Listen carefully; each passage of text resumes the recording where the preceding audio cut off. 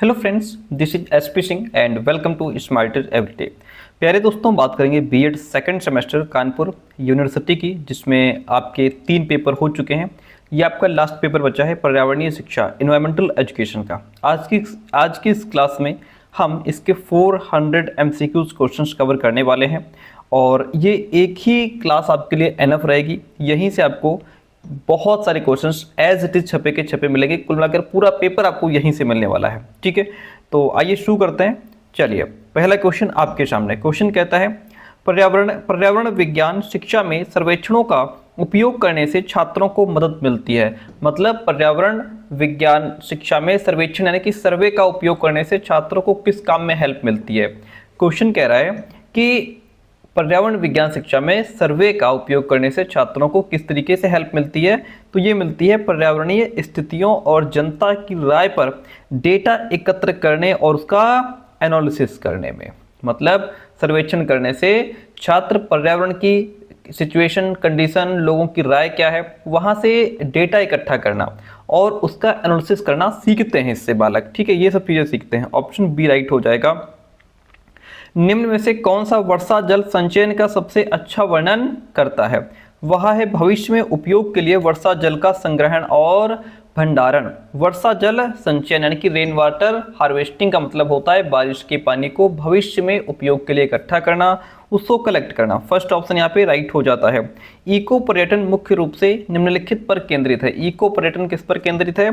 तो यह प्राकृतिक क्षेत्रों में जिम्मेदार यात्रा को बढ़ावा देना जो पर्यावरण का संरक्षण करता है और स्थानीय लोगों की भलाई में सुधार करता है। ठीक है, देखिए इको पर्यटन ये क्या है? इको पर्यटन का जो इको टूरिज्म है, इसका मेन उद्देश्य क्या है? नेचर का आनंद लो और उसका संरक्षण भी आपको करना है, बचाना भी है ना। पर्यावरण संरक्षण की यहाँ पे बात हो रही है, मतलब यहाँ पे प्रकृति को नुकसान पहुंचाए बिना अपने पर्यटन को बढ़ावा देना है। ठीक है, आप तो यहाँ पे आप जो है क्या करेंगे, ऑप्शन बी आपका राइट हो जाता है। निम्न में से कौन सी प्रथा आमतौर पर इको पर्यटन से जुड़ी हुई है? कौन सी प्रथा इको पर्यटन से जुड़ी है? तो पर्यटकों को स्थानीय पारिस्थितिकी तंत्र और संस्कृतियों के बारे में शिक्षित करना। मतलब इको पर्यटन का मतलब सिर्फ घूमना नहीं है, बल्कि सीखना भी है। इसके माध्यम से क्या करना है? लोगों को जागरूक करना है, अवेयरनेस भी फैलानी है। जब पर्यटक किसी भी जगह जाते हैं तो उन्हें बताया जाता है कि वहाँ की पेड़ पौधे, जीव जंतु, वहाँ रहने वाले लोगों का रहन सहन कैसा है। इससे पर्यटकों के मन में उस जगह के प्रति सम्मान बढ़ता है। जब लोग शिक्षित होते हैं तो वे प्रकृति को नुकसान नहीं पहुँचाते, बल्कि उसे बचाने में हेल्प करते हैं। तो ऑप्शन जो डी है वो यहाँ पे राइट हो जाता है। पर्यावरण नैतिकता का अध्ययन है। पर्यावरण नैतिकता का अध्ययन है, इसमें पर्यावरण के साथ मानव संपर्क का मार्गदर्शन करने वाले नैतिक सिद्धांत। ठीक है, नैतिकता का साधारण मतलब होता है क्या सही है क्या गलत है। जब हम इसमें पर्यावरण ऐड कर देते हैं तो इसका मतलब होता है कि प्रकृति के साथ हमारा व्यवहार कैसा होना चाहिए। कैसा होना चाहिए? ऑप्शन सी आपको बता रहा है, ये कह रहा है कि ऐसे नैतिक नियम सिद्धांत जो हमें सिखाते हैं कि हमें पर्यावरण के साथ कैसे सही और जिम्मेदारी से व्यवहार करना चाहिए। ऑप्शन सी यहाँ पे राइट हो जाता है। पर्यावरणीय नैतिकता सिद्धांत का उदाहरण है तो वो है भावी पीढ़ियों के लिए जैव विविधता और पारिस्थितिकी तंत्र की अखंडता को बनाए रखना। किसके लिए? भावी पीढ़ियों के लिए, फ्यूचर जो जनरेशन आ रही है ना। इसका मतलब है हमारे बच्चे और उनके बाद आने वाले जो लोग हैं। तो नैतिकता हमें सिखाती है कि हम पृथ्वी पर जो भी चीज़ें उपस्थित हैं, चाहे वो पानी हो, हवा हो, जंगल हो, जो भी चीज़ें हैं जिनका इस्तेमाल कर रहे हैं, उनका इस तरह से यूज़ करें कि आने वाले लोगों के लिए भी कुछ बचा रहे। ऐसा ना हो कि हम सब खा पी के बराबर कर जाएं, है ना, आने वाली पीढ़ी हमको गालियां दे, तो हमें उनके लिए भी बचा करके जाना है। ऑप्शन ए यहाँ पे राइट हो जाता है। वर्षा जल संचयन प्रणालियों में आमतौर पर किस विधि का उपयोग किया जाता है? तो इसमें वर्षा बैरल और होज का यूज किया जाता है। वर्षा जल संचयन का सीधा सा मतलब होता है बारिश के पानी को बहने से रोकना और उसे किसी बर्तन या टैंक में इकट्ठा कर लेना। इको पर्यटन का उद्देश्य पर्यावरण पर प्रभाव को कम करना है, पर्यावरण पर टिकाऊ प्रथाओं को लागू करके संरक्षण को प्रोत्साहित करके। मतलब क्या कह रहा है? ये कह रहा है इको पर्यटन का मुख्य उद्देश्य यह है कि हम घूमे भी और नेचर को नुकसान भी ना पहुंचाएं, है ना। तो इसके लिए क्या है कि जो टिकाऊ प्रथाएं, जो सस्टेनेबल प्रैक्टिसेस, मतलब ऐसे काम करना जिससे रिसोर्सेज खत्म ना हो। ठीक है, और उनका क्या करना है? संरक्षण। जहां हम घूमने गए हैं वहां के जानवर, पेड़ों की हमें रक्षा भी करनी है। ऑप्शन बी राइट हो जाता है। पर्यावरणीय नैतिकता में एहतियाती सिद्धांत सुझाता है कि, एहतियाती सिद्धांत क्या बताता है? देखिए एहतियात का मतलब होता है सावधानी, हमें सावधानी बरतनी है। ठीक है, ठीक है। इस सिद्धांत का मूल मंत्र है कि पछताने से बेहतर है सावधानी बरतना। तो एहतियाती सिद्धांत सुझाता है कि संभावित पर्यावरणीय नुकसान को रोकने के लिए तत्काल कार्रवाई की जानी चाहिए, भले ही कुछ कारण और प्रभाव संबंध वैज्ञानिक रूप से पूरी तरह से स्थापित ना हो। ठीक है, ये सिद्धांत कहता है कि कई बार हमें क्लियर नहीं होता कि कोई नई फैक्ट्री या कोई नया केमिकल पर्यावरण को कितना नुकसान पहुंचाएगा, वैज्ञानिक शायद उसकी 100% गारंटी ना दें, लेकिन यहाँ पे ये कह रहा है कि हमें तत्काल कार्रवाई की जानी चाहिए। ये सिद्धांत कहता है कि हमें जो साइंटिस्ट हैं उनके 100% पक्के सबूत का इंतजार नहीं करना चाहिए कि अगर साइंटिस्ट कह दें कि ये चीज़ ठीक है तब हम माने, नहीं। अगर हमें कुछ लगता है कि इससे भारी नुकसान हो सकता है तो हमें उसे रोकने के लिए तुरंत कदम उठाने चाहिए, तत्काल कार्रवाई की जानी चाहिए। ऑप्शन जो डी है वो यहाँ पे राइट हो जाएगा। वर्षा जल संचयन का एक प्रमुख लाभ क्या है? वर्षा जल संचयन का प्रमुख लाभ है भूजल की कमी को कम करना। ठीक है, थोड़ा फास्ट ही चलेंगे नहीं तो इसमें 400 क्वेश्चन है। ग्लोबल वार्मिंग का प्राथमिक कारण क्या है? ग्लोबल वार्मिंग का प्राथमिक कारक है मानवीय गतिविधियों के कारण वातावरण में ग्रीन हाउस गैसों के स्तर में वृद्धि। ठीक है, ग्लोबल वार्मिंग का मतलब क्या है? पूरी पृथ्वी के औसत तापमान का धीरे धीरे बढ़ना, यानी हमारी धरती का गर्म होना। ऑप्शन जो बी है वह राइट हो जाएगा। जलवायु परिवर्तन का तात्पर्य क्या है? जलवायु परिवर्तन का तात्पर्य है पृथ्वी पर तापमान, वर्षा और अन्य वायुमंडलीय स्थितियों में दीर्घकालिक परिवर्तन। तो जो डी ऑप्शन है वह राइट हो जाएगा। कौन सा ग्लोबल वार्मिंग का प्रमुख कारक है, प्रमुख प्रभाव है? तो प्रमुख प्रभाव क्या हो जाएगा? चरम मौसम की घटनाओं की आवृत्ति और गंभीरता में वृद्धि। ग्लोबल वार्मिंग के कारण पृथ्वी का तापमान बढ़ रहा है और इसका सबसे बड़ा असर हमारे मौसम पर पड़ता है। एक तो चरम मौसम मतलब एक्सट्रीम वेदर, इसका मतलब है बहुत ज्यादा गर्मी पड़ना, अचानक भीषण बाढ़ आ जाना, बहुत बड़े तूफान है ना आना, लंबे समय तक सूखा पड़ जाना, ये एक्सट्रीम वेदर, ये सब चीजें बढ़ रही हैं, इन पर प्रभाव पड़ रहा है ग्लोबल वार्मिंग का।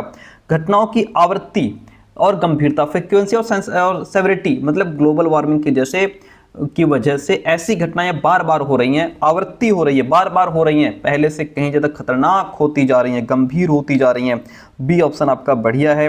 कौन सी ग्रीन हाउस गैस सबसे अधिक मानवीय गतिविधियों और ग्लोबल वार्मिंग से जुड़ी है? वह है आपकी कार्बन डाइऑक्साइड। जलवायु परिवर्तन को कम करने का एक प्रभावी तरीका क्या है? ऊर्जा दक्षता बढ़ाना और नवीकरणीय ऊर्जा स्रोतों का उपयोग करना। ठीक है, कि नवीकरणीय जो रिन्यूएबल एनर्जी है, ऐसी ऊर्जा जो कभी खत्म नहीं होती और प्रदूषण नहीं फैलाती, हमें उसका यूज करना चाहिए।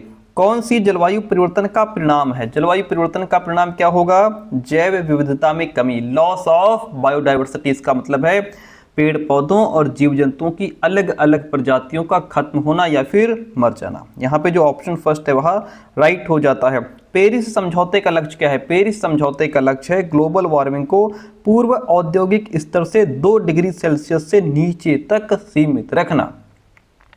पेरिस समझौता जो है ये आपका 2015 में दुनिया के लगभग सभी देशों के बीच हुआ एक समझौता है। इसका मुख्य उद्देश्य धरती को बहुत अधिक गर्म होने से बचाना है। सेकंड ऑप्शन राइट हो गया। जलवायु परिवर्तन अनुकूलन में शामिल है। जलवायु परिवर्तन अनुकूलन में क्या शामिल है? वास्तविक या अपेक्षित जलवायु उत्तेजनाओं के जवाब में प्राकृतिक या मानव प्रणालियों में समायोजन करना। मतलब यहाँ पे जो ऑप्शन सी है आपका वह राइट हो जाएगा। ठीक है, यहाँ पे जलवायु परिवर्तन अनुकूलन इसका मतलब होता है जलवायु के प्रभावों के अनुसार खुद को ढालना या बदलाव करना। ये कह रहा है कि जब जलवायु बदलती है अभी या भविष्य में, तो इंसान और प्रकृति खुद को उस बदलाव के हिसाब से ढाल लेते हैं व्यक्ति, है ना। तो ऑप्शन यहाँ पे जो सी है वह आपका राइट हो जाता है। कार्बन पदचिह्न मापता है। कार्बन जो है वह मानव गतिविधियों द्वारा उत्सर्जित ग्रीनहाउस गैसों की कुल मात्रा आमतौर पर CO2 के बराबर टन में व्यक्त की जाती है। तो यहाँ पे जो ऑप्शन आपका फर्स्ट है वह राइट हो जाएगा। सतत विकास की सर्वोत्तम रूप से परिभाषित किया गया है। तो नहीं, एक मिनट, यहाँ पे आपका जो ऑप्शन हाँ ठीक तो है हमारा, हाँ ठीक है, गैसों की कुल, ओके, फर्स्ट ऑप्शन बेस्ट है यहाँ पे। सतत विकास को सर्वोत्तम रूप से परिभाषित किया गया है। तो सर्वोत्तम रूप से परिभाषित किया गया है विकास जो भविष्य की पीढ़ियों की अपनी जरूरतों को पूरा करने की क्षमता से समझौता किए बिना वर्तमान की जरूरतों को पूरा करता है वो क्या है, सतत विकास है। ठीक है, सस्टेनेबल डेवलपमेंट इसका मतलब है वर्तमान की जरूरतें पूरी करना लेकिन भविष्य की पीढ़ियों की जरूरतों से समझौता किए बिना। हम आज अपने काम के लिए जितने भी संसाधन इस्तेमाल करें उन्हें इतना खत्म ना करें कि आने वाली पीढ़ियों को कमी हो जाए। ठीक है, जैसे पानी का बचा कर इस्तेमाल करो, पेड़ काटने की जगह नए पेड़ लगाओ। ठीक है, यानी आज भी काम चले और भविष्य में भी लोगों को दिक्कत ना हो। पर्यावरण संरक्षण का मुख्य उद्देश्य क्या है? पर्यावरण संरक्षण का मुख्य उद्देश्य है प्राकृतिक संसाधनों और जैव विविधता का संरक्षण करना, बचाव करना। पर्यावरण संरक्षण में निम्न में से कौन सी एक प्रमुख रणनीति है? तो प्रमुख रणनीति है प्रदूषण को सीमित करने के लिए कानूनों को लागू किया जाए। जैव विविधता हॉटस्पॉट वह क्षेत्र है जो जैव विविधता में समृद्ध है और मानवीय गतिविधियों से खतरे में है। हॉटस्पॉट शब्द का इस्तेमाल यहाँ प्रकृति के उन इलाकों के लिए किया गया है जो बहुत कीमती हैं लेकिन साथ ही बहुत खतरे में भी हैं। पर्यावरण संरक्षण एजेंसियों की प्राथमिक भूमिका क्या है? इनकी प्राथमिक भूमिका है पर्यावरण को प्रभावित करने वाली गतिविधियों की निगरानी और विनियमन करना। यानी कि यहाँ पे ये एज चौकीदार काम करते हैं, रेफरी की तरह काम करते हैं। ठीक है, निगरानी करते हैं, मॉनिटरिंग करते हैं। ठीक है, आगे बढ़ते हैं। निम्न में से कौन सी एक टिकाऊ कृषि पद्धति है?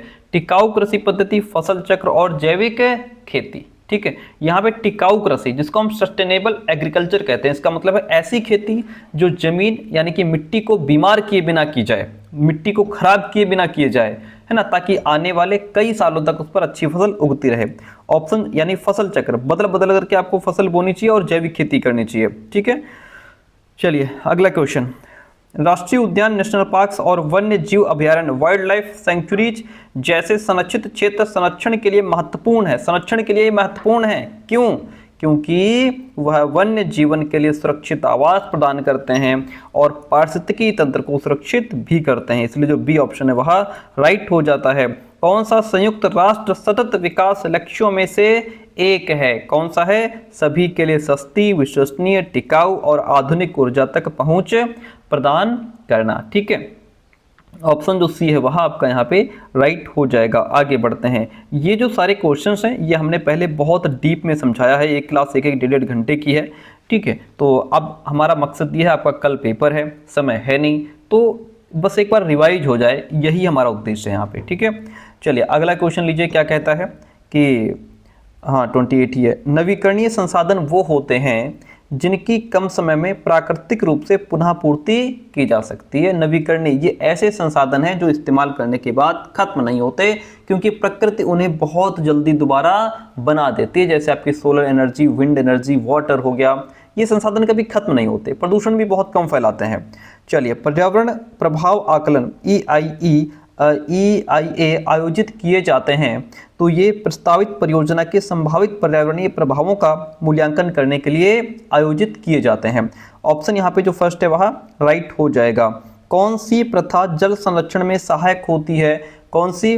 कृषि के लिए ड्रिप सिंचाई का उपयोग करना। ड्रिप सिंचाई का उपयोग करने से इसमें पाइपों के जरिए पानी सीधे पौधों की जड़ों में गिराया जाता है, पानी खराब नहीं होता इसमें। ठीक है, जलवायु कार्रवाई करने में शामिल है ग्रीन हाउस गैस उत्सर्जन को कम करना और जलवायु परिवर्तन के प्रभावों को अपनाना। जलवायु कार्रवाई का मतलब है वो सभी कदम उठाना जो हमारी पृथ्वी को गर्म होने से बचा सकें। ठीक है, चलिए ऑप्शन यहाँ पे जो सेकंड है वह राइट हो जाता है। कौन पर्यावरण शिक्षा में मीडिया की भूमिका का सबसे अच्छा वर्णन करता है? कौन है? तो वो है आपका पर्यावरण संबंधी मुद्दों और समाधानों के बारे में जागरूकता बढ़ाना और जनता को सूचित करना, यही मीडिया का रोल यहाँ पे अदा कर रहा है। फर्स्ट ऑप्शन राइट हो जाएगा। पर्यावरणीय मुद्दों पर वास्तविक समय के अपडेट और तत्काल सार्वजनिक सहभागिता के लिए किस प्रकार का मीडिया सबसे प्रभावी है? तो वो टेलीविज़न सबसे प्रभावी है। यहाँ पे क्वेश्चन कह रहा है कि पर्यावरण से जुड़े मुद्दों पर तुरंत रियल टाइम इंफॉर्मेशन देने और लोगों को तुरंत शामिल करने के लिए, पब्लिक पार्टिसिपेशन के लिए कौन सा मीडिया सबसे ज़्यादा प्रभावी है? टेलीविज़न आज भी रेलिवेंट है। और आपको बता दूं, कल जो परीक्षा है आपकी, है ना, उसमें बस इसी तरीके के क्वेश्चंस पूछे जाएंगे, बड़े बड़े क्वेश्चंस। तो इनमें हड़बड़ी में आंसर नहीं देना है, बहुत आराम से पहले क्वेश्चन को पढ़ना है, फिर एक एक ऑप्शन को पढ़ते जाना है, फिर जो राइट लगे उसको टिक करना है, क्योंकि बड़े बड़े क्वेश्चंस ही पूछे जाएंगे। पर्यावरण दिवस कब मनाया जाता है, पृथ्वी दिवस कब मनाया जाता है, ये क्वेश्चंस देखने को कम मिलेंगे आपको, ठीक है। चलिए, तो ये क्वेश्चन बड़े ध्यान से पढ़िएगा। क्वेश्चन कहता है, मीडिया पर्यावरण शिक्षा में किस प्रकार योगदान देता है। तो मीडिया जो है भैया, पर्यावरणीय समस्याओं और समाधानों पर जागरूकता बढ़ाकर और जानकारी प्रदान करके क्या करता है, अपना योगदान देता है, ठीक है। पर्यावरण जागरूकता को तेजी से और व्यापक रूप से फैलाने के लिए किस प्रकार का मीडिया सबसे प्रभावी है। तो इसमें आपका सोशल मीडिया प्लेटफॉर्म सबसे ज़्यादा प्रभावी है। कौन सा? Social media platform. पर्यावरण के बारे में शैक्षिक वीडियो फायदेमंद है। क्यों? क्योंकि वो जटिल पर्यावरणीय अवधारणाओं की गहन दृश्य व्याख्या प्रदान करते हैं। फर्स्ट ऑप्शन यहाँ पे राइट हो जाता है। स्कूलों में वृक्षारोपण गतिविधियों का प्राथमिक लाभ निम्न में से कौन सा है। तो वह है स्थानीय जैव विविधता को बढ़ाना और कार्बन डाइऑक्साइड के स्तर को कम करना। अब जैसे ये कह रहा है यहाँ पे लोकल बायोडाइवर्सिटी, यानी स्थानीय जैव विविधता को बढ़ाना। कहने का मतलब है कि एक पेड़ अगर आप लगा रहे हैं, वृक्षारोपण कर रहे हैं, तो एक पेड़ सिर्फ लकड़ी और पत्ते नहीं है, वह एक पूरा का पूरा घर है। पेड़ लगाने से वहाँ गिलहरियाँ, पक्षी, तितली, कई तरह के छोटे छोटे कीड़े मकोड़े आने लगते हैं। इससे स्कूल का वातावरण प्राकृतिक रूप से समृद्ध हो जाता है। कार्बन डाइऑक्साइड के स्तर को कम किया जाए। पेड़ हवा से जहरीली गैस CO2 को सोख लेते हैं, हमें ताज़ा ऑक्सीजन देते हैं। ये हवा को साफ करने का सबसे सस्ता और बेहतरीन तरीका है, इसलिए बी ऑप्शन राइट हो जाएगा। स्कूलों में पर्यावरण जागरूकता अभियान का उद्देश्य क्या होता है? इसका उद्देश्य होता है छात्रों और समुदायों को पर्यावरणीय मुद्दों और टिकाऊ प्रथाओं के बारे में सूचित और शिक्षित करना। यहाँ पे हम क्या करेंगे? सूचित, यानी कि इन्फॉर्म करेंगे। छात्रों को ये बताना कि हमारी धरती के साथ क्या गलत हो रहा है, जैसे प्रदूषण या पेड़ों को काटना, क्या गलत हो रहा है वो बताना है। शिक्षित करना है, टू एजुकेट, उन्हें ये सिखाना कि हम इसे ठीक कैसे कर सकते हैं। और जो टिकाऊ प्रथाएं हैं, छात्रों को ऐसी आदतें सिखाना जो प्रकृति के लिए अच्छी हों, जैसे पानी बचाना, बिजली का फालतू इस्तेमाल ना करना, कचरे को सही जगह फेंकना, ये सब चीज़ें, ठीक है। अब जैसे समुदाय की बात करें तो स्कूल से शुरू हुई ये बातचीत बच्चों के जरिए उनके माता पिता पड़ोसियों तक पहुंचती है, जिससे पूरा समाज जागरूक हो जाता है। तो ये सब जागरूकता अभियान के उद्देश्य होते हैं। ऑप्शन डी राइट हो जाएगा।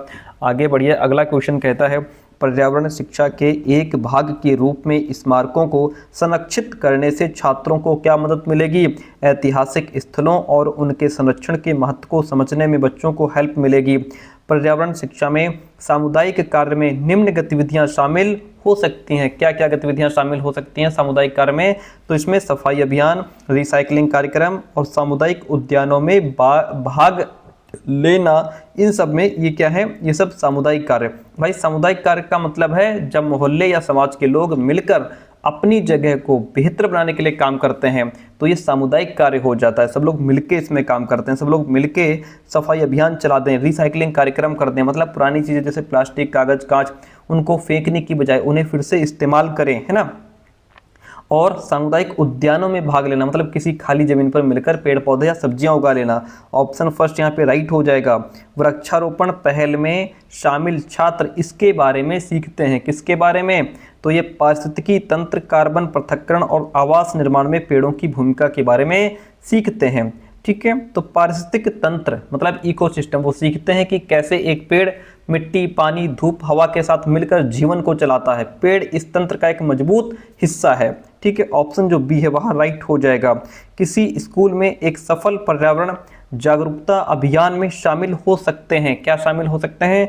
इसमें पृथ्वी दिवस समारोह, पोस्टर प्रतियोगिताएं और स्थिरता कार्यशालाएं जैसे कार्यक्रम आयोजित किए जा सकते हैं, ठीक है। तो ऑप्शन जो सी है यहाँ पे वो राइट हो जाएगा। स्मारकों के संरक्षण में छात्रों को शामिल करने से उन्हें निम्न के बारे में सिखाया जा सकता है। किसके बारे में सिखाया जा सकता है? स्मारकों का सांस्कृतिक और ऐतिहासिक महत्व और उनके रखरखाव का महत्व क्या है, इसके बारे में सिखाया जा सकता है। भाई से जैसे यहाँ पे सांस्कृतिक और स्मारकों का सांस्कृतिक और ऐतिहासिक महत्व, मतलब ये इमारतें हमें बताती हैं कि हमारे पूर्वज कैसे रहते थे, क्या पहनते थे और वे कितने महान कलाकार थे, इसे समझाकर छात्रों को अपने देश पर गर्व महसूस होता है। और इनको रखरखाव का महत्व, इंपॉर्टेंस ऑफ मेंटेनेंस, यानी बालक सीखते हैं कि अगर हम इन जगहों पर गंदगी फैलाएंगे या दीवार पर लिखेंगे तो ये कीमती चीज़ें हमेशा के लिए खराब हो जाएंगी। इन्हें सुरक्षित रखने की कला भी समझ में इससे आती है, इसलिए ऑप्शन बी राइट हो जाएगा। पर्यावरण शिक्षा से संबंधित सामुदायिक कार्य छात्रों को प्रोत्साहित करते हैं। सामुदायिक कार्य छात्रों को स्थानीय पर्यावरणीय समस्याओं को सुलझाने और जिम्मेदारी की भावना को बढ़ावा देने में सक्रिय रूप से संलग्न होने के लिए प्रोत्साहित करती है। सेकंड ऑप्शन राइट हो जाता है। वृक्षारोपण गतिविधियां निम्न में मदद करती हैं। किस में मदद करती हैं? तो ये वायु गुणवत्ता में सुधार, कटाव को कम करना और वन्य जीवों के लिए आवास प्रदान करने में हेल्प करती हैं। अगला क्वेश्चन है आपका कि एक प्रभावी पर्यावरण जागरूकता अभियान होना चाहिए। तो ये आपका जो सकारात्मक पर्यावरणीय कार्यों को शिक्षित और प्रेरित करने के लिए तथ्यात्मक जानकारी का उपयोग करे, ऐसा अभियान होना चाहिए। ठीक है, कह रहा है कि तथ्यात्मक जानकारी मतलब फैक्चुअल इन्फॉर्मेशन, लोगों को सच बताना जरूरी है, जैसे प्रदूषण का सही स्तर क्या है, लेकिन वो जानकारी सटीक और वैज्ञानिक होनी चाहिए, सुनी सुनाई बातें नहीं होनी चाहिए, है ना। ऑप्शन जो डी है वहाँ राइट हो जाना चाहिए, होना चाहिए है। स्मारकों के संरक्षण में छात्रों को शामिल करने का एक लाभ ये है, क्या लाभ है? विरासत की भावना और ऐतिहासिक एवं सांस्कृतिक स्थलों के संरक्षण के महत्व को बढ़ावा देना, ये भी एक लाभ है जब हम बच्चों को स्मारकों के संरक्षण में शामिल करते हैं, बच्चों को, छात्रों को। ठीक है, अगला क्वेश्चन है पर्यावरण शिक्षा में सामुदायिक कार्य का अक्सर लक्ष्य होता है। क्या लक्ष्य होता है? इसका अक्सर लक्ष्य होता है पर्यावरणीय स्थिरता की दिशा में टीम वर्क, सामुदायिक भावना और सामूहिक कार्यवाही को बढ़ावा देना। भाई सामुदायिक कार्य मैंने पहले बताया, सामुदायिक कार्य का मतलब होता है कम्युनिटी वर्क, यानी कि जब सब मिलकर एक मकसद के लिए काम करते हैं वो हमारा क्या होता है? सामुदायिक कार्य होता है। ऑप्शन फर्स्ट राइट हो जाएगा। निम्न में से कौन सा वनस्पतियों और जीवों के संरक्षण का एक सामान्य उपाय है? कौन सा है? तो वह आपका राष्ट्रीय उद्यान और वन्य जीव अभयारण्य जैसे संरक्षित क्षेत्रों की स्थापना करना, ये वनस्पतियों और जीवों के संरक्षण का एक सामान्य उपाय है। सेकंड ऑप्शन राइट हो जाता है। आवास बहाली में शामिल है, तो इसमें क्या शामिल है?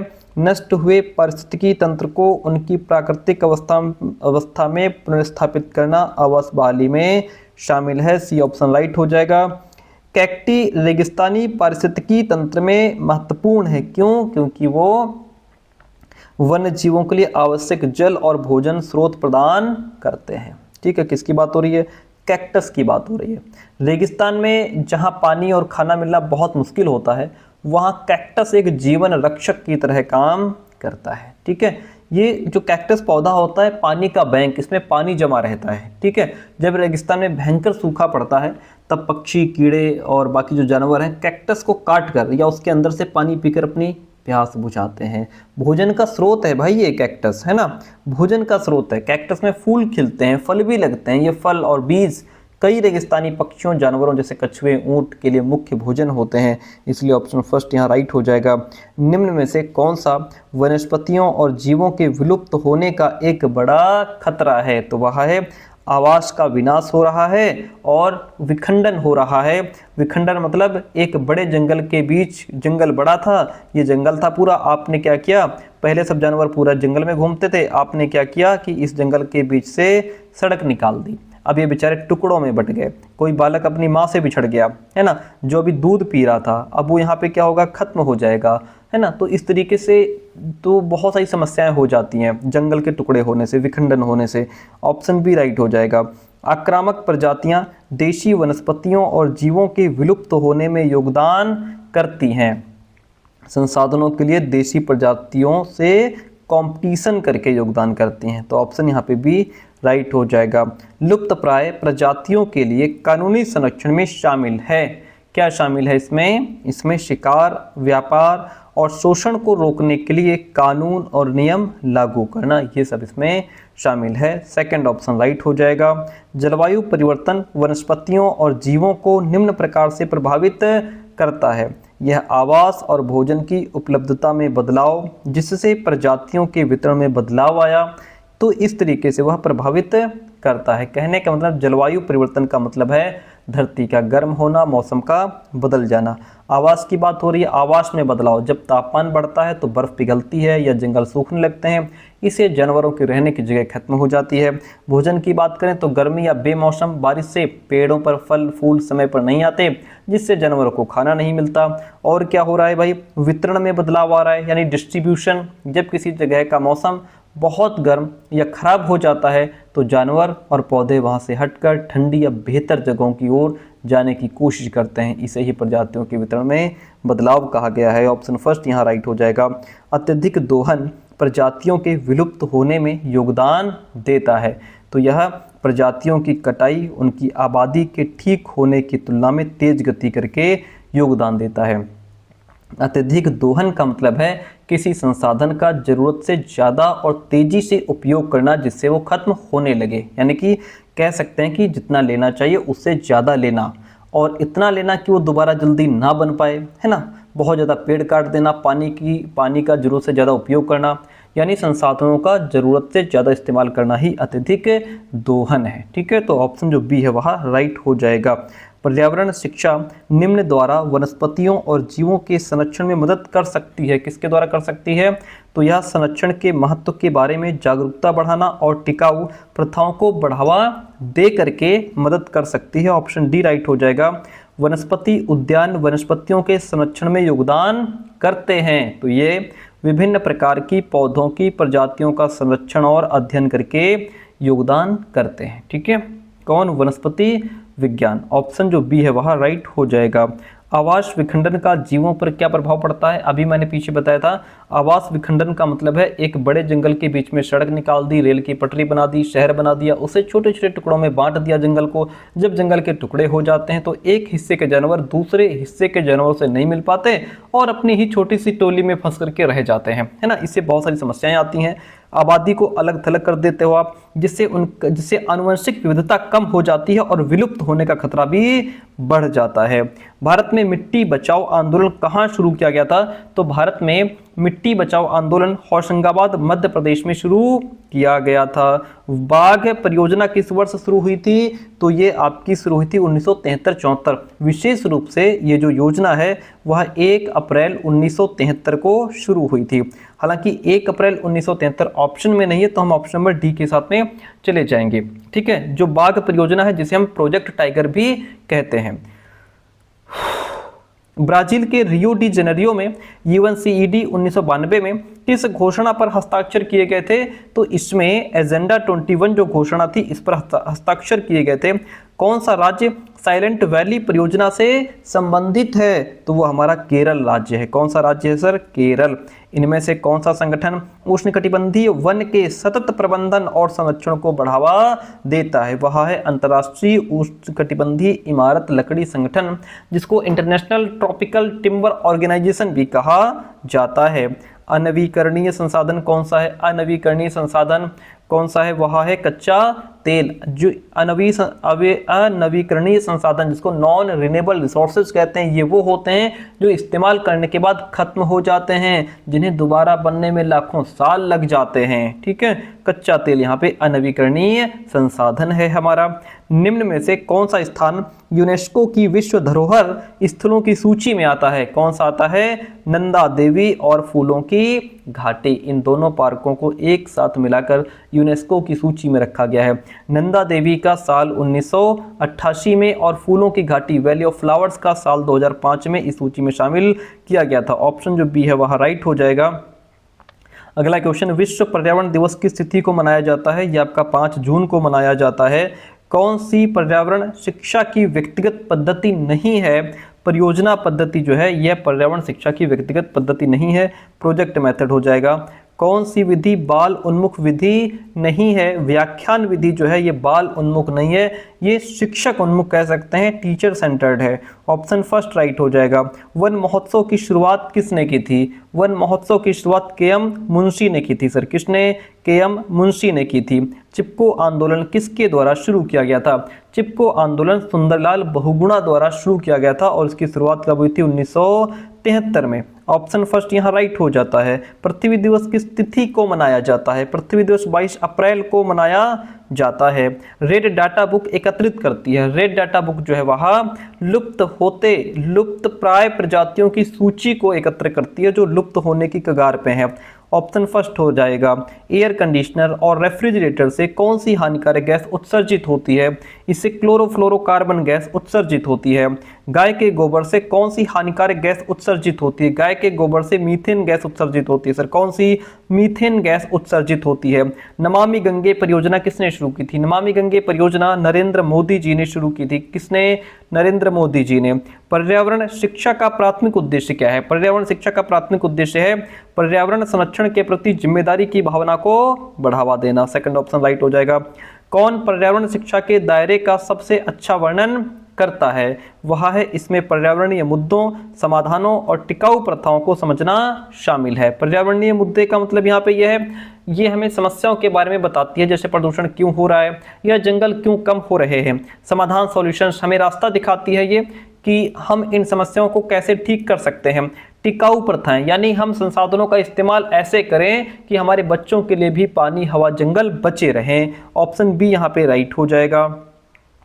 पर्यावरण शिक्षा को अंतः विषय माना जाता है। क्यों अंतः विषय माना जाता है? क्योंकि यह जीव विज्ञान, रसायन विज्ञान, भूगोल, समाजशास्त्र जैसे विभिन्न विषयों से ज्ञान को एकीकृत करती है, इसलिए इसको हम क्या कहते हैं? अंतः विषय मानते हैं। ठीक है, चलिए आगे बढ़ते हैं। पर्यावरण शिक्षा का प्रमुख उद्देश्य क्या है? पर्यावरण शिक्षा का प्रमुख उद्देश्य है पर्यावरणीय समस्या समाधान के लिए कौशल विकसित करना। यहाँ भी ऑप्शन आपका फर्स्ट राइट हो जाएगा।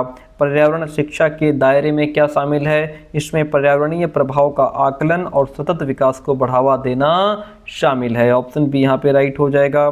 निम्न में से कौन सा कथन पर्यावरणीय शिक्षा की प्रकृति का सबसे अच्छा वर्णन करता है? तो वह यह गतिशील और विकासशील है, नई पर्यावरणीय चुनौतियों और ज्ञान को अपना रही है, इसी का ही सबसे अच्छा वर्णन करता है। ऑप्शन बी राइट हो जाएगा।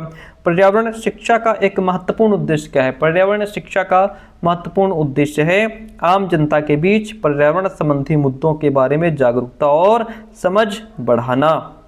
पर्यावरण शिक्षा के दायरे में निम्न के बारे में शिक्षा देना शामिल है। तो जैव विविधता संरक्षण और पारिस्थितिक तंत्र पर मानव गतिविधियों का प्रभाव। जैव विविधता संरक्षण यानी कि बायोडाइवर्सिटी कंजर्वेशन, इसका मतलब है पृथ्वी पर रहने वाले सभी तरह के पेड़ पौधों, जानवरों, छोटे जीवों को विलुप्त होने से बचाना है। पारिस्थितिक तंत्र इकोसिस्टम, ये समझना कि हवा, पानी, मिट्टी और जीव जंतु एक दूसरे पर कैसे निर्भर हैं। मानवीय गतिविधियों का प्रभाव है भैया, ये पढ़ना कि हमारी कौन सी हरकतें जैसे प्रदूषण फैलाना, जंगल काटना, प्लास्टिक फेंकना प्रकृति को नुकसान पहुंचा रही हैं और हम उन्हें कैसे ठीक कर सकते हैं, है ना। इसके बारे में शिक्षा देना है पर्यावरण शिक्षा के दायरे में। ऑप्शन सी राइट हो जाएगा। पर्यावरण शिक्षा की सहभागी प्रकृति का अर्थ क्या है? सहभागी का मतलब होता है सबका साथ मिलकर हिस्सा लेना।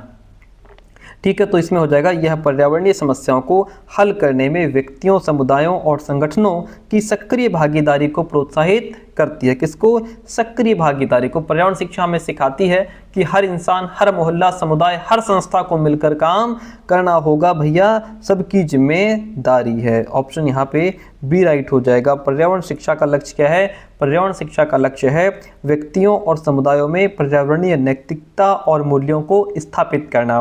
ठीक है, अब यहाँ पे देखिए ये कहता है कि व्यक्तियों और समुदायों में पर्यावरणीय नैतिकता यानी कि प्रकृति के साथ सही, जिम्मेदार और ईमानदार व्यवहार करना। सरल भाषा में कहें तो पेड़ पौधों, जानवरों को नुकसान ना पहुंचाएं, संसाधन जैसे पानी, जंगल, इनका सही उपयोग करें, प्रदूषण कम करें, यानी पर्यावरण की रक्षा करना, अपना कर्तव्य समझना ही पर्यावरण नैतिकता है। ऑप्शन यहाँ पे फर्स्ट राइट हो जाएगा। अगला क्वेश्चन, कौन एक पारिस्थितिकी तंत्र का सबसे अच्छा वर्णन करता है? पारिस्थितिकी तंत्र का सबसे अच्छा वर्णन कौन करता है? जीवित जीवों का एक समुदाय जो अपने भौतिक पर्यावरण के साथ अंतःक्रिया करता है। ऑप्शन यहाँ पे जो बी है वह राइट हो जाएगा। आगे क्वेश्चन लीजिए, अधिकांश पारिस्थितिक तंत्रों में ऊर्जा का प्राथमिक स्रोत क्या है? तो इसका प्राथमिक स्रोत है सूर्य की रोशनी। सामाजिक विज्ञान पर्यावरणीय मुद्दों के अध्ययन में कैसे योगदान देता है? तो यह मानव व्यवहार, नीतियों, पर्यावरण पर सामाजिक प्रभावों की जांच करके योगदान देता है। पर्यावरण अध्ययन में अंतः विषय दृष्टिकोण जोड़ता है। जो अंतः विषय दृष्टिकोण है यह सामाजिक विज्ञान, प्राकृतिक विज्ञान और मानविकी को जोड़ देता है।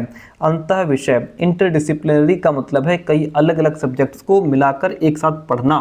पर्यावरण कोई एक अकेला विषय नहीं है, इसमें बहुत सारे सब्जेक्ट क्या हैं आपस में मिले हुए हैं, जिसमें सामाजिक विज्ञान आ जाता है। यह हमें बताता है कि इंसान और समाज पर्यावरण को कैसे प्रभावित करते हैं। इसमें भूगोल, इतिहास, नागरिकशास्त्र सब कुछ आ जाता है। प्राकृतिक विज्ञान, इसमें जीव विज्ञान, रसायन विज्ञान, भौतिक विज्ञान आता है। यह हमें बताता है कि प्रकृति कैसे काम करती है, पौधे कैसे बढ़ते हैं, प्रदूषण हवा में कैसे फैलता है।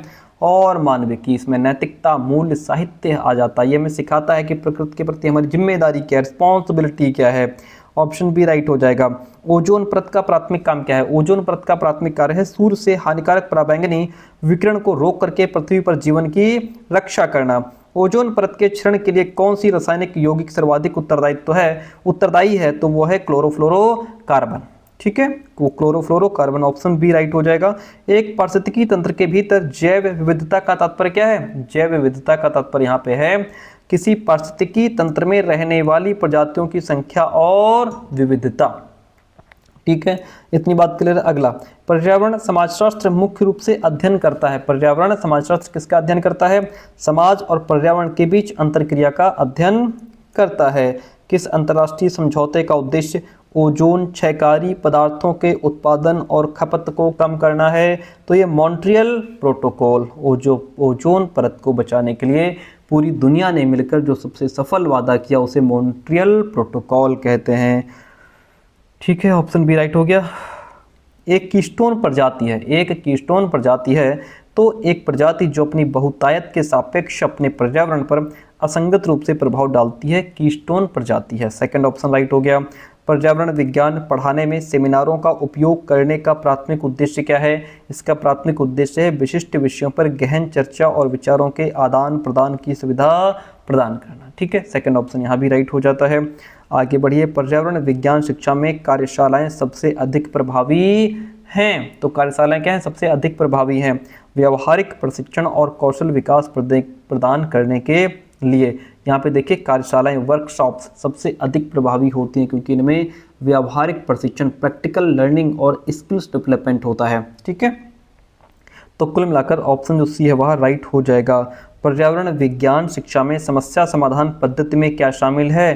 तो समस्या समाधान पद्धति में शामिल है छात्रों को वास्तविक दुनिया के पर्यावरणीय मुद्दों की पहचान करने, उनका विश्लेषण करने और उनका समाधान खोजने के लिए प्रोत्साहित करना। सेकंड ऑप्शन यहाँ भी राइट हो गया। पर्यावरण विज्ञान शिक्षा में क्षेत्र यात्राएं मूल्यवान हैं क्योंकि वे अनुभवात्मक शिक्षा को बढ़ाते हुए पर्यावरण के साथ सीधा संपर्क प्रदान करती हैं। ठीक है, अब यहाँ पे जैसे क्षेत्र यात्राओं की बात हो रही, फील्ड ट्रिप का मतलब है कि आप कहीं बाहर घूमने गए, कहीं जंगल, नदी, नेशनल पार्क पर, है ना, वहाँ जाकर के खुद अपनी आंखों से जो चीज़ें आप देख रहे हैं वो फील्ड ट्रिप है। ठीक है, इसमें क्या होता है कि आप सीधा संपर्क कर पाते हैं, डायरेक्ट कांटेक्ट होता है। किताब में जंगल के बारे में पढ़ना और असली जंगल में जाकर पेड़ों, पक्षियों, मिट्टी को महसूस करना, दोनों में बहुत बड़ा अंतर होता है। जब अलग प्रकृति के बीच होते हैं तो वो चीज़ों को बेहतर समझते हैं। अनुभवात्मक शिक्षा को बढ़ावा, एक्सपीरियंशियल लर्निंग को मतलब इसका मतलब है अनुभव करके सीखना। जब आप किसी प्रदूषित नदी को खुद देखते हैं तो आपका प्रदूषण का दर्द और महत्व किताबों से कहीं ज़्यादा समझ में आता है कि हाँ एक्चुअल में प्रदूषण होता क्या है। ठीक है, तो कुल मिलाकर यहाँ पे ऑप्शन डी राइट हो जाएगा। 100 क्वेश्चन आपके पूरे होते हैं। तो 100 क्वेश्चन आपके पूरे हुए, मान के चलिए कि यहाँ से 101 नंबर आपका शुरू हो रहा है। विश्व वन दिवस कब मनाया जाता है? विश्व वन दिवस आपका 21 मार्च को मनाया जाता है और 22 अप्रैल को इस दिन हम पृथ्वी दिवस मनाते हैं। 22 अप्रैल को मनाते हैं पृथ्वी दिवस। 22 मार्च को हम विश्व जल दिवस मनाते हैं। ये दिवस भी याद रखिएगा, क्वेश्चन आपसे पूछ लेगा। विश्व जल दिवस कब मनाया जाता है? 22 मार्च को। और 22 अप्रैल को हम पृथ्वी दिवस मनाते हैं। ठीक है, और 22 मार्च को विश्व जल दिवस मनाया जाता है। सिंपल सी बात है। और विश्व वन दिवस 21 मार्च को मनाते हैं। सिंपल सी बात है। अंतर्राष्ट्रीय ओजोन दिवस कब मनाया जाता है? अंतर्राष्ट्रीय ओजोन दिवस आपका 16 सितंबर को मनाया जाता है। 8 सितंबर को अंतर्राष्ट्रीय साक्षरता दिवस मनाते हैं। क्या मनाते हैं? अंतर्राष्ट्रीय साक्षरता दिवस 8 सितंबर को मनाते हैं। 28 फरवरी राष्ट्रीय विज्ञान दिवस, राष्ट्रीय विज्ञान दिवस मनाया जाता है 28 फरवरी को। इनमें से कौन पर्यावरण के विघटन के कारक हैं? तो इसमें प्राकृतिक कारक और मानवीय क्रियाएं दोनों ही विघटन के कारक हैं। ऑप्शन सी राइट हो जाएगा। पर्यावरण संरक्षण समस्या है, पर्यावरण संरक्षण जो है यह समस्या है संपूर्ण विश्व की, ऐसा नहीं कि सिर्फ भारत की या यूएसए की समस्या है, संपूर्ण भारत की ये समस्या है। भारतीय संविधान में पर्यावरण के लिए संशोधन कब हुआ था? तो ये आपका 42वां संशोधन 1976 में। कब हुआ था? 42वां संविधान संशोधन जो 1976 में हुआ था, उसमें पर्यावरण के लिए संशोधन किया गया। जैव विविधता बायोडाइवर्सिटी में कमी का क्या कारण है?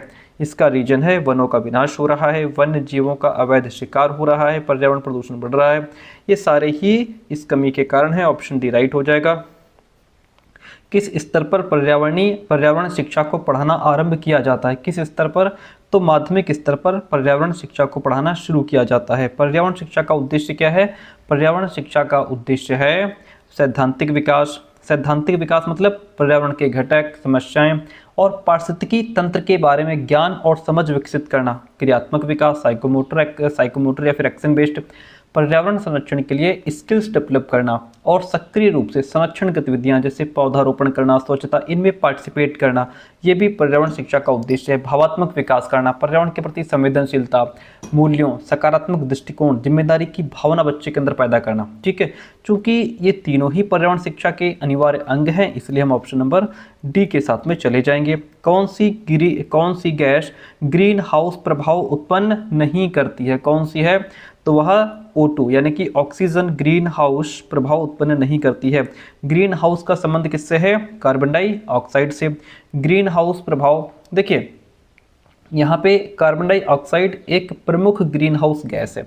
ये वायुमंडल में सूर्य की गर्मी को रोक लेती है, जिससे हमारी धरती का जो टेम्परेचर बढ़ता है, इसे ही ग्रीन हाउस प्रभाव या ग्लोबल वार्मिंग कहा जाता है। ठीक है, बाकी आपका ऑक्सीजन हो, नाइट्रोजन हो, है ना, और ये आपका हाँ ऑक्सीजन यहाँ भी लिखा है, तो ये ग्रीन हाउस गैसें नहीं है क्योंकि ये गर्मी को सोखने की क्षमता नहीं रखती। ऑप्शन जो सी है वह राइट हो जाएगा। हानिकारक पराबैंगनी किरणों से हमारी रक्षा कौन करता है? तो हमारी रक्षा ओजोन परत करती है। हरित क्रांति का संबंध किससे है? हरित क्रांति का संबंध कृषि से है सर। किससे है? कृषि से। ऑप्शन फर्स्ट यहाँ राइट हो जाएगा। WWF का पूरा नाम क्या होता है? इसका पूरा नाम है वर्ल्ड वाइल्ड लाइफ फंड। ठीक है, इन्वायरन शब्द किस भाषा से लिया गया है? तो यह शब्द आपका फ्रेंच भाषा से लिया गया है। जो हमारा देखिए, जो इन्वायरमेंट शब्द है उसकी उत्पत्ति फ्रेंच शब्द इन्वायरोनेर या फिर इन्वायरोन से हुई है, जो यहाँ पे लिखा है, या फिर इन्वायरोनेर भी लिखा हो सकता है, इन्वायरोनेर। ठीक है, फ्रेंच में इसका अर्थ होता है घेरना, टू सराउंड या इनसर्कल। यही कारण है कि हम पर्यावरण को अपने चारों ओर का आवरण कहते हैं, क्योंकि इसने हमें चारों तरफ से घेरे हुए है। पर्यावरण का अर्थ क्या होता है? पर्यावरण का अर्थ होता है जो चारों ओर से घिरे हुए हैं, वह पर्यावरण है।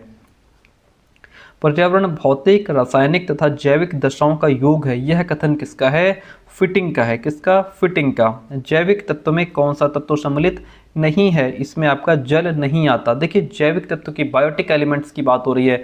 ये पर्यावरण के जीवित घटक होते हैं, जैसे आपका मानव हो गया, बिल्ली हो गई, है ना, पौधे हो गए, कोई जानवर हो गए, ये बायोटिक एलिमेंट्स होते हैं। जल जो है ये आपका अबायोटिक एलिमेंट है, अजैविक तत्व है। ये पर्यावरण के निर्जीव घटक होते हैं, जैसे जल, वायु, मिट्टी, सूर्य का प्रकाश, ये सब चीज़ें इसमें आ जाती हैं। पर्यावरण में निम्न में से कौन सा सम्मिलित है? तो इसमें कौन सम्मिलित है भैया?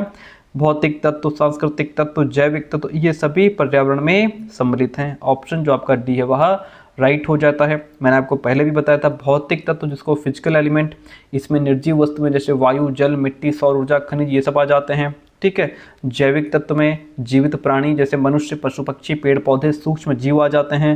सांस्कृतिक तत्व में मानव द्वारा निर्मित जो भी सामाजिक, आर्थिक, राजनीतिक व्यवस्थाएं हैं जो पर्यावरण के साथ मानव के अंतर संबंधों को दर्शाती हैं, वो सब आ जाती हैं। तो यहाँ पे ऑप्शन जो डी है वह बेस्ट ऑप्शन हो जाता है। जैवमंडल के भाग हैं, यहाँ पे जलमंडल, वायुमंडल, स्थलमंडल सभी जैवमंडल के भाग हैं। जल प्रदूषण का प्रमुख स्रोत क्या है? वह है SO2, NO2 यानी कि सल्फर डाइऑक्साइड और नाइट्रोजन डाइऑक्साइड, ये जल प्रदूषण के प्रमुख स्रोत हैं। स्टॉकहोम में मानव पर्यावरण पर UN सम्मेलन किस वर्ष आयोजित हुआ था? ये हुआ था 1972 में। भारत में पर्यावरण संरक्षण अधिनियम किस वर्ष हुआ था? ये हुआ था 1986 में। ओजोन परत के संरक्षण के लिए कौन सा सम्मेलन आयोजित हुआ? ये हुआ था वियना सम्मेलन सर। कौन सा हुआ था? वियना सम्मेलन। किस सम्मेलन के दौरान संयुक्त राष्ट्र पर्यावरण कार्यक्रम UNEP स्थापित हुआ? वो है स्टॉकहोम सम्मेलन। क्या हो जाएगा? स्टॉकहोम सम्मेलन। पर्यावरण जागरूकता के लिए कौन सी प्रतियोगिता आयोजित की जाती है? कौन सी प्रतियोगिता आयोजित की जाती है? ग्रीन ओलंपियाड जो प्रतियोगिता है आयोजित की जाती है। ठीक है, ऑप्शन फर्स्ट राइट हो जाएगा। आगे बढ़िए। एक बात बहुत इंपॉर्टेंट ये है कि ये जो हमारा लर्न विद एसपी सर दूसरा यूट्यूब चैनल है जहाँ पे हम टेट एंड सीटेट क्लासेस करवाते हैं, इसको अगर आपने अभी तक सब्सक्राइब नहीं किया है तो अब जाकर के सब्सक्राइब कर लीजिए। लिंक डिस्क्रिप्शन बॉक्स में मिल जाएगा, नीचे कमेंट बॉक्स में मिल जाएगा। ठीक है, इसका फ़ायदा ये है कि अब आपका यूपी टेट एग्जाम आ रहा है जुलाई में, फिर सीटेट है सितंबर में। तो अब हम क्या करेंगे, सबसे पहले हम यूपी टेट के लिए क्या करेंगे, हम जीरो से क्लासेस शुरू नहीं करेंगे।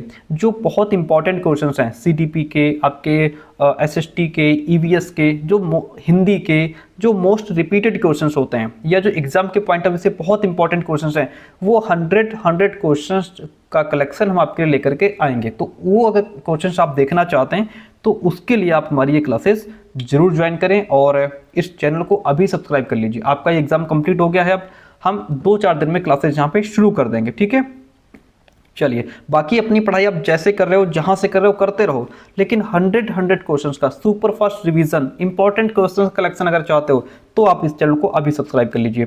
चिपको आंदोलन कहां प्रारंभ हुआ था? चिपको आंदोलन आपका उत्तराखंड में शुरू हुआ था। चिपको आंदोलन की शुरुआत 1973 में उत्तराखंड के चमोली जिले रेणी गांव से हुई थी। ठीक है, इस आंदोलन का नेतृत्व किसने किया था? सुंदरलाल बहुगुणा ने। ठीक है, चलिए आगे बढ़ते हैं। लैंडिस ने पर्यावरण के कितने भागों में बांटा है? लैंडिस ने पर्यावरण को 3 भागों में बांटा है, जिसमें आपका पर्यावरण, प्राकृतिक पर्यावरण, सामाजिक पर्यावरण और मनोवैज्ञानिक पर्यावरण आ जाता है। हरे पौधे को पारिस्थितिकी में क्या कहते हैं? हरे पौधे को पारिस्थितिकी में उत्पादक कहा जाता है।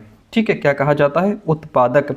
मानव पर्यावरण संबंध एक डैश कैसी संकल्पना है? तो यह ऋणात्मक, धनात्मक, संज्ञानात्मक, कुल मिलाकर सभी प्रकार की संकल्पना है। ऑप्शन जो यहाँ पे डी है वो राइट हो जाएगा। देखिए ऋणात्मक, देखिए सबसे पहले इसमें जैसे धनात्मक की बात करें, जब मनुष्य पर्यावरण के साथ तालमेल बिठाकर रहता है और प्रकृति उसे संसाधन प्रदान करती है, ये पॉजिटिव हो गया। निगेटिव में कौन आ जाता है? जब मानवीय गतिविधियां जैसे प्रदूषण और वनों की कटाई के कारण पर्यावरण का नुकसान होता है, संतुलन बिगड़ता है, तो वो ऋणात्मक संबंध हो जाएगा। ठीक है, संज्ञानात्मक का मतलब यहाँ पे ये है कि ये इस बात पर डिपेंड करता है कि मनुष्य पर्यावरण को कैसे समझता है, उसके प्रति उसकी सोच या जागरूकता कैसी है। तो ये सभी जो है मानव पर्यावरण संबंध एक इन सभी प्रकार का है, इसलिए यहाँ पे ऑप्शन डी राइट हो जाएगा। परितंत्र के घटक होते हैं, परितंत्र के उत्पादक, उपभोक्ता, अपघटक, ये सभी परितंत्र के घटक होते हैं। उत्पादक में कौन आ जाता है? देखिए परितंत्र, इकोसिस्टम, इसके मुख्य घटकों को 3 श्रेणियों में डिवाइड किया गया है। पहले आपके आते हैं उत्पादक, प्रोड्यूसर्स, हरे पौधे जो प्रकाश संश्लेषण द्वारा भोजन बनाते हैं। फिर आते हैं उपभोक्ता, कंज्यूमर्स, जीव जो अपने भोजन के लिए दूसरों पर निर्भर रहते हैं, जैसे मनुष्य और पशु हो गए। फिर आते हैं अपघटक, डीकम्पोजर्स, सूक्ष्म जीव जो मृत जीवों को सड़ाकर पोषक तत्वों को वापस मिट्टी में मिला देते हैं। तो ये सभी हो जाएंगे, इसलिए ऑप्शन डी राइट हो जाता है। संरक्षण वर्तमान पीढ़ी का भावी पीढ़ी के लिए त्याग है, यह कथन किसका है? यह एलसी ग्रे का स्टेटमेंट है। वर्षा जल संचयन का उद्देश्य क्या है? इसका उद्देश्य है भूजल पुनर्भरण के लिए। निम्न में से क्या अटल भूजल योजना का उद्देश्य है? इसका उद्देश्य है भूजल प्रबंधन। क्या है? देखिए ये जो अटल भूजल योजना है ये भारत सरकार की योजना है, जिसे दिसंबर 2019 में लॉन्च किया गया था। इसका लक्ष्य क्या था? जो ग्राउंड वाटर है यानी कि जो भूजल है उसको मैनेज करना। ठीक है, भूजल प्रबंधन में सुधार करना और गिरते जल स्तर को रोकना, यही इसका उद्देश्य था। ऑप्शन डी राइट हो जाता है। पर्यावरण पर्यटन के दौरान क्या याद रखना चाहिए? पर्यावरण पर्यटन के दौरान पेड़ पौधों का भी ध्यान रखो, नुकसान ना हो, जीव जंतुओं की शांति का भी ध्यान रखो, वहां जंगल में जाके हॉर्न ना बजाओ, अन्य पर्यटकों की निजता, उनकी प्राइवेसी का भी ध्यान रखो। ठीक है, ऑप्शन जो डी है वो यहाँ पे राइट हो जाएगा। स्मोक सिटी ऑफ इंडिया किसे कहा जाता है? Smoke city of India Kolkata को कहा जाता है। किसको कहा जाता है? कोलकाता को। मृदा प्रदूषण का सबसे महत्वपूर्ण कारक क्या है? मृदा प्रदूषण का सबसे महत्वपूर्ण कारक इसमें हो जाएगा प्लास्टिक। क्या हो जाएगा? प्लास्टिक। जल प्रदूषण नियंत्रण और निवारण अधिनियम कब बना? ये आपका बना था, ये बना था आपका 1974 में। जल प्रदूषण निवारण और नियंत्रण अधिनियम भारत सरकार ने 1974 में पारित किया था। योजना विधि के जनक कौन थे? किलपैट्रिक। कौन थे? किलपैट्रिक। ठीक है, योजना विधि किस दर्शन पर आधारित है? योजना विधि प्रयोजनवाद पर आधारित है। कौन सी विधि परंपरागत विधि कहलाती है? तो परंपरागत विधि व्याख्यान विधि आपकी परंपरागत विधि कहलाती है।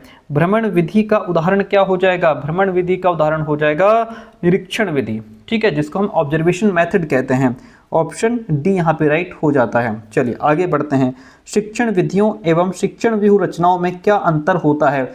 इसमें क्या अंतर होता है? उद्देश्य का अंतर होता है। शिक्षण विधियों में देखिए, शिक्षण विधियां, शिक्षण व्यूह रचनाएं, किसका अंतर होता है? उद्देश्य का अंतर होता है।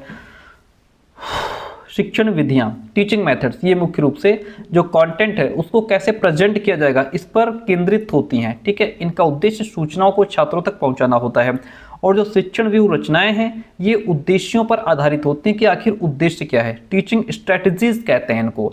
इसमें शिक्षक ये प्लान बनाता है कि व्यवहारिक उद्देश्यों को प्राप्त करने के लिए किन साधनों और तरीकों का उपयोग किया जाएगा, जो उद्देश्य है वहां कैसे पहुंचा जाएगा। तो उद्देश्यों का अंतर होता है।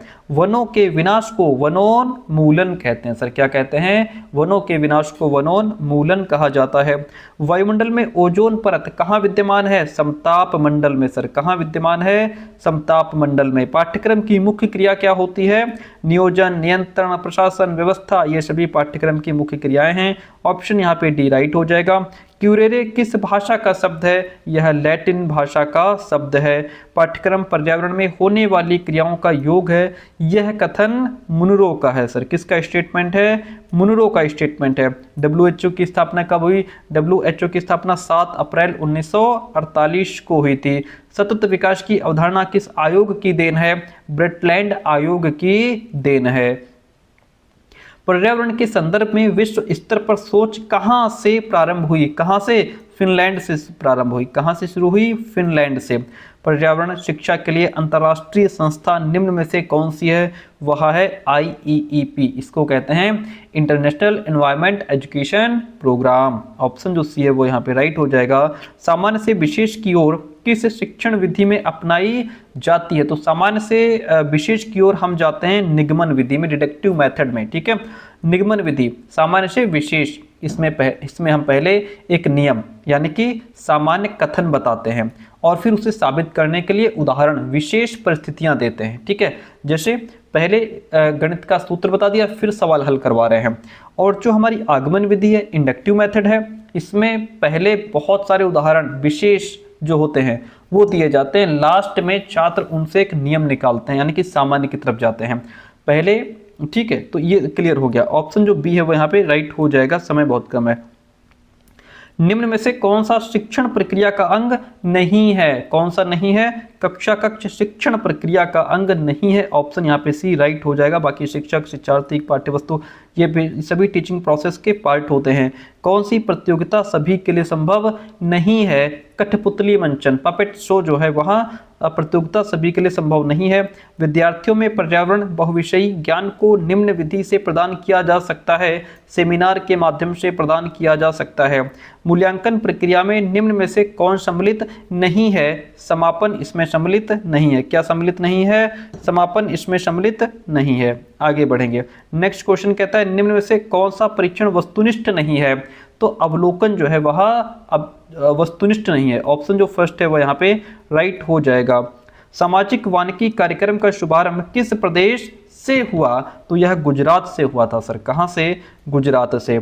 BOD का पूरा नाम क्या है? BOD का पूरा नाम होता है बायोकेमिकल ऑक्सीजन डिमांड। क्या होता है? Biochemical oxygen demand. वायु में CO2 का परसेंटेज क्या है? CO2 का परसेंटेज है 0.03%। अच्छे शिक्षण की विशेषता नहीं है। क्या नहीं है? अच्छे शिक्षण की विशेषता एक तंत्र यानी कि ऑटोक्रेटिक अच्छे शिक्षण की विशेषता नहीं है। एक तंत्र या तानाशाहीपूर्ण शिक्षण में केवल शिक्षक की प्रधानता होती है, टीचर ही मेन रोल में होता है और छात्रों की सहभागिता यहाँ पे निष्क्रिय, पैसिव, छात्र यहाँ पे पैसिव हो जाते हैं, ठीक है भाई। होना क्या चाहिए? प्रजातांत्रिक होना चाहिए, डेमोक्रेटिक। ये अच्छे शिक्षण की एक प्रमुख विशेषता है। इसमें शिक्षक और छात्र दोनों की सक्रिय भागीदारी होती है विचारों की। इसमें बालक अपने विचार रखते हैं, शिक्षक अपने विचार रखते हैं, दोनों में मिलजुल के काम चलता है। लेकिन यहाँ पे टीचर ही तानाशाह होता है। पर्यावरण शिक्षा का शिक्षक कैसा होना चाहिए? पर्यावरण शिक्षा का शिक्षक उदारवादी हो, अनुशासित भी हो, चरित्रवान हो, कुल मिला के सारी विशेषताएं टीचर में होनी चाहिए। इनमें से कौन पर्यावरण शिक्षा का सिद्धांत नहीं है? तो इसमें आपका क्रियाशीलता का सिद्धांत, भाई पर्यावरण शिक्षा में हम लर्निंग बाय डूइंग पर बहुत जोर दिया जाता है, तो ये तो है। इंटरेस्ट का सिद्धांत भी है, छात्रों को उनके एटमॉस्फेयर के प्रति संवेदनशील बनाने के लिए उनमें उस टॉपिक के प्रति रुचि पैदा करना भी आवश्यक है, तो रुचि का सिद्धांत हो गया। और प्रिंसिपल ऑफ एरर, जो लर्निंग प्रोसेस है उसमें गलतियां करना, उनसे सुधार करना एक सामान्य सा हिस्सा होता है, जिसे कई शिक्षण सिद्धांतों में शामिल भी किया जाता है त्रुटि का, लेकिन मनोरंजन का सिद्धांत इसमें नहीं होगा सर। ठीक है भाई, जो टीचिंग है उसको इंटरेस्टेड तो बनाया जा सकता है, लेकिन इंटरटेनमेंट जो है ये इन्वायरमेंट एजुकेशन का कोई कह सकते हैं कि वो सिद्धांत, ऑफिशियल सिद्धांत नहीं है इसका। ये ऑप्शन डी यहाँ पे राइट हो जाएगा। किस विधि में पत्र वाचन के बाद सहभागी प्रश्न पूछे जाते हैं, वो आपका हो जाएगा सेमिनार। क्या हो जाएगा? सेमिनार। समस्या समाधान विधि के कितने पद हैं? समस्या समाधान विधि के 6 पद हैं सर। कितने? 6, जिसमें आपका समस्या का चयन आ जाता है, फिर परिकल्पना का निर्माण आ जाता है, फिर तथ्यों का एकत्रीकरण होता है, फिर तथ्यों का एनालिसिस होता है, फिर निष्कर्ष निकाला जाता है, फिर मूल्यांकन आता है। किसी स्थिति में एक समस्या उत्पन्न होती है जिसमें कठिनाई निवारण की आवश्यकता महसूस होती है, यह कथन किसका है? यह कथन किसका है? वुड, योकम एवं सिम्पसन। तो इसमें आपका जो सेकंड ऑप्शन है योकम एवं सिम्पसन, वह राइट हो जाएगा। शैक्षिक भ्रमण की क्या उपयोगिता होती है? अगर आप फील्ड ट्रिप पे जाते हो तो इससे भ्रमण विद्यार्थियों के सीखने में रुचि बढ़ाते हैं। भ्रमण से प्राप्त अनुभव सही, प्रामाणिक और वास्तविक होते हैं। विद्यार्थी अपने आसपास के वातावरण से भली भांति परिचित भी होते हैं। ऑप्शन जो डी है वह राइट हो जाएगा।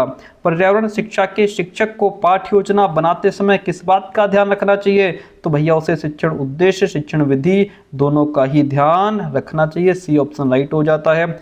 इनमें से कौन पर्यावरण संरक्षण से संबंधित नहीं है? वनोन्मूलन पर्यावरण संरक्षण से नहीं है, ये तो पर्यावरण का विनाश है, क्योंकि तुम वन काट रहे हो, पेड़ों को काट रहे हो। वनोन्मूलन संरक्षण नहीं है तो विनाश है। इनमें से कौन पर्यावरण कार्यशाला का उदाहरण नहीं है? वह पीपीटी एवं गूगल फॉर्म बनाने हेतु कार्यशाला। ऑप्शन बी आपका राइट हो जाता है। इनमें से कौन ज्ञानात्मक पक्ष की प्रक्रिया है? तो विश्लेषण करना ज्ञानात्मक पक्ष की क्रिया है। मूल्यांकन के उपकरण है। मूल्यांकन के उपकरण इसमें प्रश्नावली, अनुसूची, मिलान सूची, ये सभी मूल्यांकन के उपकरण हैं। ऑप्शन डी आपका राइट हो जाएगा। अनुकूलन खाली भूमि या स्थान पर समय के साथ साथ वनस्पतिक समुदायों के क्रम में होने वाले परिवर्तन है। यह कथन किसका है? यह ओडम का स्टेटमेंट है। किसका है? ओडम का। घास स्थलीय पारितंत्र में संख्या का पिरामिड कैसा होता है? तो संख्या का पिरामिड सीधा होता है। घास स्थलीय पारितंत्र यानी ग्रासलैंड इकोसिस्टम में संख्या का पिरामिड ऑफ नंबर्स हमेशा सीधा ही बनता है। वायुमंडल का वह क्षेत्र जिसमें बादलों का बनना, बिजली कड़कना और तूफानों का होना पाया जाता है, ये सब घटनाएं किसमें होती हैं? क्षोभ मंडल में। ठीक है, क्षोभ मंडल ये वायुमंडल की सबसे निचली परत होती है। मौसम संबंधी सभी घटनाएं, आंधी तूफान, बादल बन रहे, बारिश हो रही, बिजली कड़क रही है, ये सब इसी परत में होते हैं, क्षोभ मंडल में, जहां हम लोग नीचे रहते हैं। ठीक है, फिर अब ये जो समताप मंडल है, स्ट्रेटोस्फेयर, ये परत बादलों और मौसम की हलचल से बिल्कुल फ्री होती है, इसमें कोई आंधी तूफान नहीं होता, इसलिए हवाई जहाज यहीं उड़ाए जाते हैं इसी परत में। और हाँ, समताप मंडल में ही ओजोन परत भी पाई जाती है। क्वेश्चन खूब पूछता है, ओजोन परत किस परत में पाई जाती है? समताप मंडल में। ओजोन परत किस मंडल में पाई जाती है? समताप मंडल में। हवाई जहाज कहाँ उड़ाए जाते हैं? समताप मंडल में। मौसम संबंधी घटनाओं से मुक्त परत कौन सी है? समताप मंडल। ठीक है, ध्यान रखिएगा। आंधी तूफान बारिश कहाँ होता है? क्षोभ मंडल में। फिर ये जो मध्यमंडल है ये तीसरी परत है। अंतरिक्ष से आने वाले उल्कापिंड इसी परत में जलकर राख हो जाते हैं। क्वेश्चन पूछ लेगा कि उल्कापिंड किस परत में जल जाते हैं? मध्यमंडल में। फिर ये है आइनोस्फेयर, ये परत रेडियो संचार के लिए महत्वपूर्ण है, क्योंकि ये पृथ्वी से भेजी गई रेडियो तरंगों को वापस परावर्तित करती है। तो आंधी तूफान कहाँ हो रहा है? क्षोभ मंडल में। इकोलॉजी शब्द किसने दिया था? इकोलॉजी शब्द अर्नेस्ट हैकल ने दिया था। ऑप्शन फर्स्ट यहाँ राइट हो जाएगा। सामान्य रूप से आहार श्रृंखला में कितनी कड़ियां होती हैं? इसमें 3 कड़ियां होती हैं। किसमें? 3। जीवमंडल के आवरण की परत सामान्यतः कितनी मोटी है? तो ये आपकी होती है 5 से 10 किलोमीटर की। 5 से 10 किलोमीटर। भारत में सर्वाधिक क्षेत्र में मैंग्रोव वन पाए जाते हैं पश्चिम बंगाल में। सर कहाँ पाए जाते हैं? पश्चिम बंगाल में पाए जाते हैं। केंद्रीय मरुस्थल अनुसंधान संस्थान कहाँ स्थित है? तो ये आपका राजस्थान के जोधपुर जिले में स्थित है। राजस्थान के जोधपुर जिले में स्थित है। राष्ट्रीय वन नीति के अनुसार देश के भौगोलिक क्षेत्रफल का कितने प्रतिशत भाग वन आच्छादित होना चाहिए? 33.3% होना चाहिए। भारत में वन महोत्सव के जन्मदाता कौन थे? के.एम. मुंशी, जिसका नाम कन्हैयालाल माणिकलाल मुंशी है। भारत को कितने जियोग्राफिकल जोन्स में बांटा गया है? तो इसको 12 बायो जियोग्राफिकल जोन्स में बांटा गया है। केंद्रीय वन आयोग की स्थापना किस वर्ष हुई थी? इसकी स्थापना 1965 में। केंद्रीय वन आयोग, ठीक है, सेंट्रल फॉरेस्ट्री कमीशन की स्थापना 1965 में हुई थी। भारतीय वन प्रबंधन संस्थान IIFM कहाँ स्थित है? तो ये है आपका भोपाल में स्थित है सर। कहाँ? भारतीय वन प्रबंधन संस्थान भोपाल में स्थित है। IUCN की पुस्तक में संकटग्रस्त जीवों को किस रंग के पृष्ठों पर दर्शाया जाता है? तो इनको गुलाबी रंग के पन्नों पर दिखाया जाता है। जैव विविधता का जनक किसे कहा जाता है? जैव विविधता का जनक किसको कहा जाता है? E.O. विल्सन को कहा जाता है। किसको? E.O. विल्सन को। सामुदायिक पर्यावरण कार्य का प्राथमिक लक्ष्य क्या है? इसका प्राथमिक लक्ष्य है सतत क्रियाओं को बढ़ाना एवं प्राकृतिक संसाधनों की रक्षा करना। सी ऑप्शन राइट हो जाता है। सामुदायिक पर्यावरण कार्य में निम्न में से कौन सी गतिविधि सामान्य है? पेड़ लगाना और सामुदायिक उद्यान बनाना, यह जो गतिविधि है वह सामान्य है। कक्षा में पर्यावरण शिक्षक की प्रथम भूमिका क्या है? प्रथम भूमिका स्कूल की नीतियों को सही से लागू करना। निम्न में से कौन सी गतिविधि कक्षा में पर्यावरण शिक्षक की जिम्मेदारियों से सबसे अधिक जुड़ी हुई है? तो पर्यावरण के मुद्दों पर चर्चा का नेतृत्व करना। ठीक है, ऑप्शन फर्स्ट यहाँ राइट हो जाता है। 1 मिनट, यहाँ पे 90 नंबर जो क्वेश्चन है आपका, कक्षा में पर्यावरण शिक्षक की प्रथम भूमिका, तो नीतियों को पर्यावरण शिक्षा को विभिन्न विषयों में एकीकृत करना, ये ऑप्शन बेस्ट है। ठीक है, और यही तो हमने बताया है शायद। चलो सॉरी फॉर द मिस्टेक। फिलहाल कक्षा में पर्यावरण शिक्षक की प्रथम भूमिका है पर्यावरण शिक्षा को विभिन्न विषयों में एकीकृत करना, अलग अलग विषयों के साथ इंटीग्रेट करना, मिला करके पढ़ाना। और जो 91 नंबर क्वेश्चन है आपका, यहाँ पे 191, निम्न में से कौन सी गतिविधि कक्षा में पर्यावरण शिक्षक की जिम्मेदारियों से सबसे अधिक जुड़ी है? वह है पर्यावरण के मुद्दों पर चर्चा का नेतृत्व करना। ऑप्शन यहाँ पे फर्स्ट राइट हो जाएगा। अगला क्वेश्चन है, उष्णकटिबंधीय वर्षा वनों में वनों की कटाई का मुख्य कारण क्या है? कृषि विस्तार। जो वन कट रहे हैं वो खेती के लिए कट रहे हैं ताकि कृषि बढ़ाई जा सके। केंद्रीय गंगा प्राधिकरण का गठन किस वर्ष हुआ था? ये आपका 1985 को हुआ था, जून 1985 को। कब हुआ था? जून 1985 को। विश्व स्वास्थ्य दिवस किस तिथि को मनाया जाता है? ये आपका 7 अप्रैल को मनाया जाता है। कब? 7 अप्रैल को। इनमें से कौन नर्मदा बचाओ आंदोलन से संबंधित है? भैया नर्मदा बचाओ आंदोलन से संबंधित है मेधा पाटेकर। चिपको आंदोलन मुख्य रूप से किससे संबंधित है? चिपको आंदोलन वनों की कटाई से संबंधित है। भारत के अधिकांश वन्यजीव संरक्षित क्षेत्र किससे घिरे हुए हैं? ये सब मानव बस्तियों से घिरे हुए हैं। किस देश में डोडो पक्षी विलुप्त हो गया? तो डोडो पक्षी मॉरिशस में विलुप्त हो गया। डोडो पक्षी हिंद महासागर के मॉरिशस द्वीप का मूल निवासी था, बेचारा गायब हो गया। चिपको आंदोलन के प्रवर्तक सुंदरलाल बहुगुणा थे। पांडुरंग हेगड़े, इन्होंने कर्नाटक में अप्पिको आंदोलन चलाया था। मेधा पाटेकर, ये नर्मदा बचाओ आंदोलन से जुड़ी हुई हैं। ध्वनि की मापन इकाई क्या होती है? डेसिबल। क्या होती है? डेसिबल। 200 क्वेश्चन पूरे हुए आपके। चलिए यहाँ से क्वेश्चन शुरू होता है और मान के चलिए ये क्वेश्चन आपका 201 नंबर क्वेश्चन है। ठीक, इससे पहले 200 क्वेश्चन हमने कंप्लीट कर लिए। हैबिटेटर किस भाषा का शब्द है? हैबिटेटर आपका लैटिन भाषा का शब्द है। प्रैक्टिकल प्लांट इकोलॉजी नामक पुस्तक के लेखक कौन है? A.G. टांसले। कौन है? A.G. टांसले। पर्यावरण शिक्षा में आवश्यक तत्व कौन सा है? प्रकृति प्रेम, भविष्य की चिंता, जागरूकता, ये सभी पर्यावरण शिक्षा में आवश्यक तत्व हैं। ऑप्शन डी राइट हो जाएगा। प्राथमिक उपभोक्ता कौन है? देखिए प्राथमिक उपभोक्ता वो होते हैं, वे जीव होते हैं जो सीधे पौधों को खाते हैं। ये शाकाहारी भी होते हैं, जैसे आपकी गाय, हिरण, खरगोश, टिड्डा, ये सब हो गए। ठीक है, यहाँ पे शेर भाई शाकाहारी नहीं है।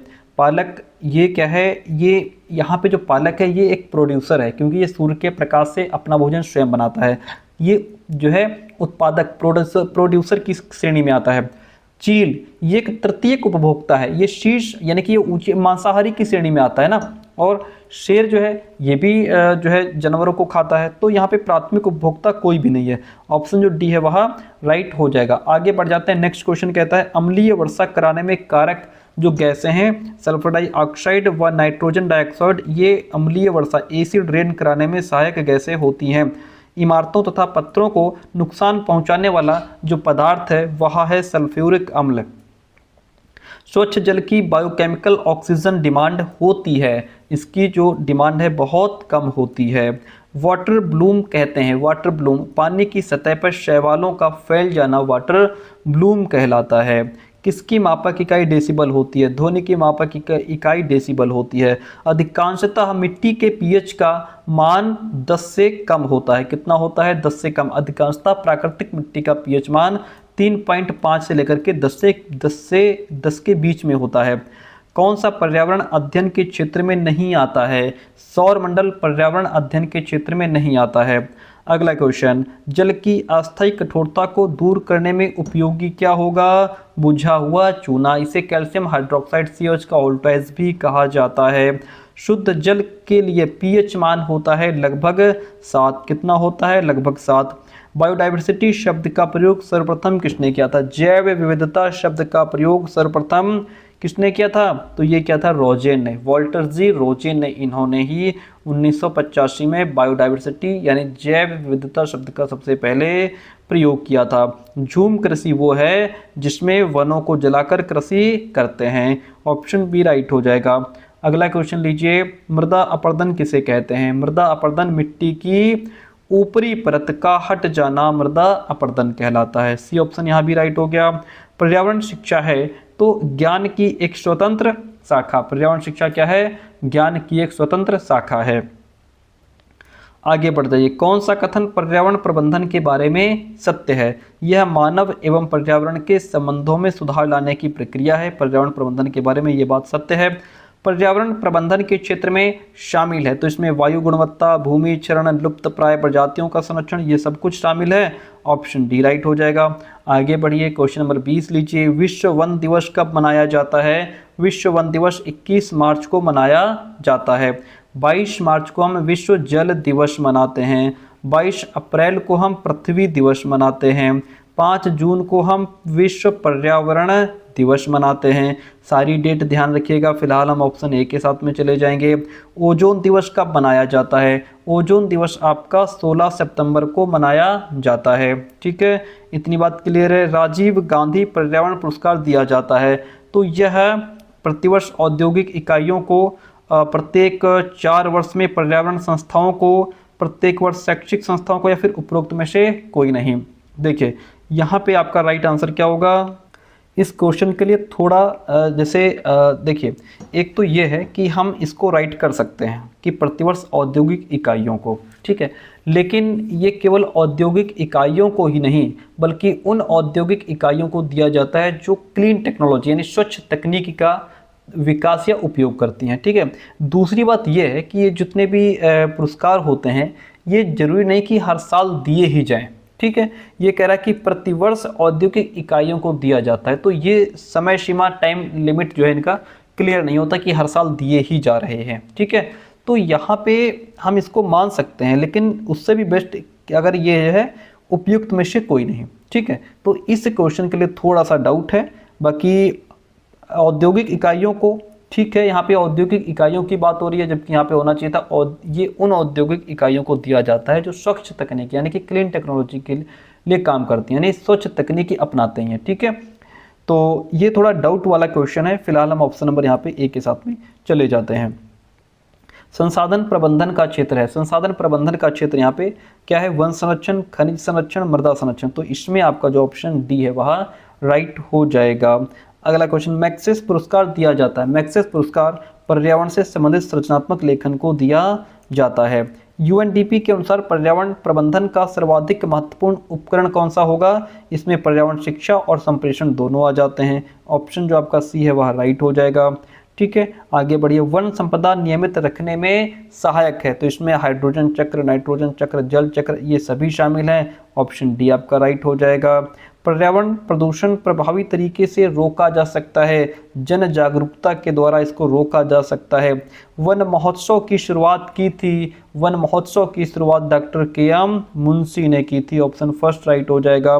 चिपको आंदोलन का शुभारंभ किया गया सुंदरलाल बहुगुणा द्वारा। ठीक है।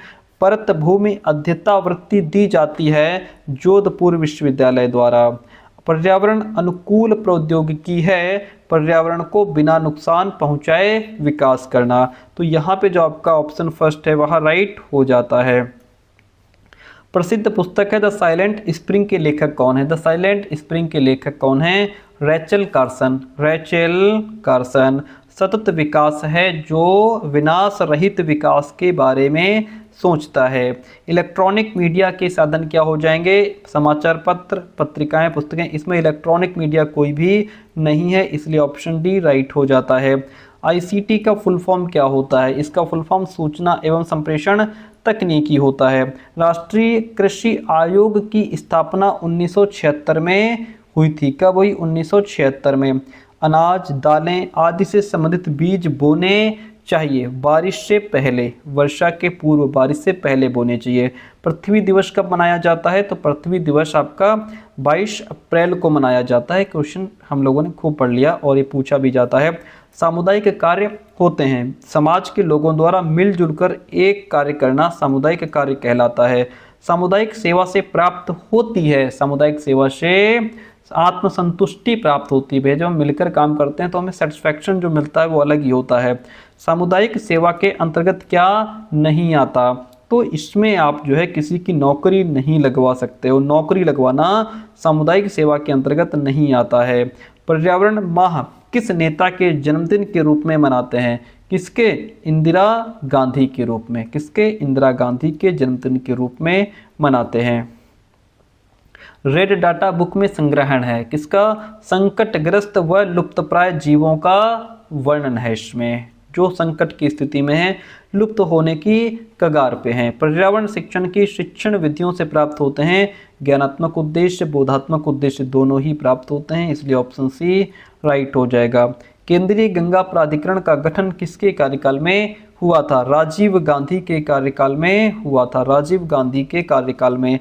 नदियों की स्वच्छता का काम करने वाली संस्था का नाम क्या है? तो इसमें देखिए नदियों की स्वच्छता का काम करने वाली यहाँ पे लिखा है NRPA, जबकि भारत सरकार की इस मुख्य योजना का सही नाम है NRCP। क्या नाम है? NRCP नाम है, नेशनल रिवर कंजर्वेशन प्लान। ठीक है, तो जिसको हम राष्ट्रीय नदी संरक्षण योजना कहते हैं। तो यहाँ पे कुल मिलाकर उपरोक्त में से कोई भी ऑप्शन राइट नहीं है। नमामि गंगे परियोजना का प्रारंभ किसने किया था? आप सभी को पता है, नरेंद्र मोदी जी ने शुरू किया था, वो भी जून 2014 में। ऑप्शन सी राइट हो जाता है। जिला पर्यावरण समितियों का अध्यक्ष कौन होता है? जिलाधिकारी। कौन?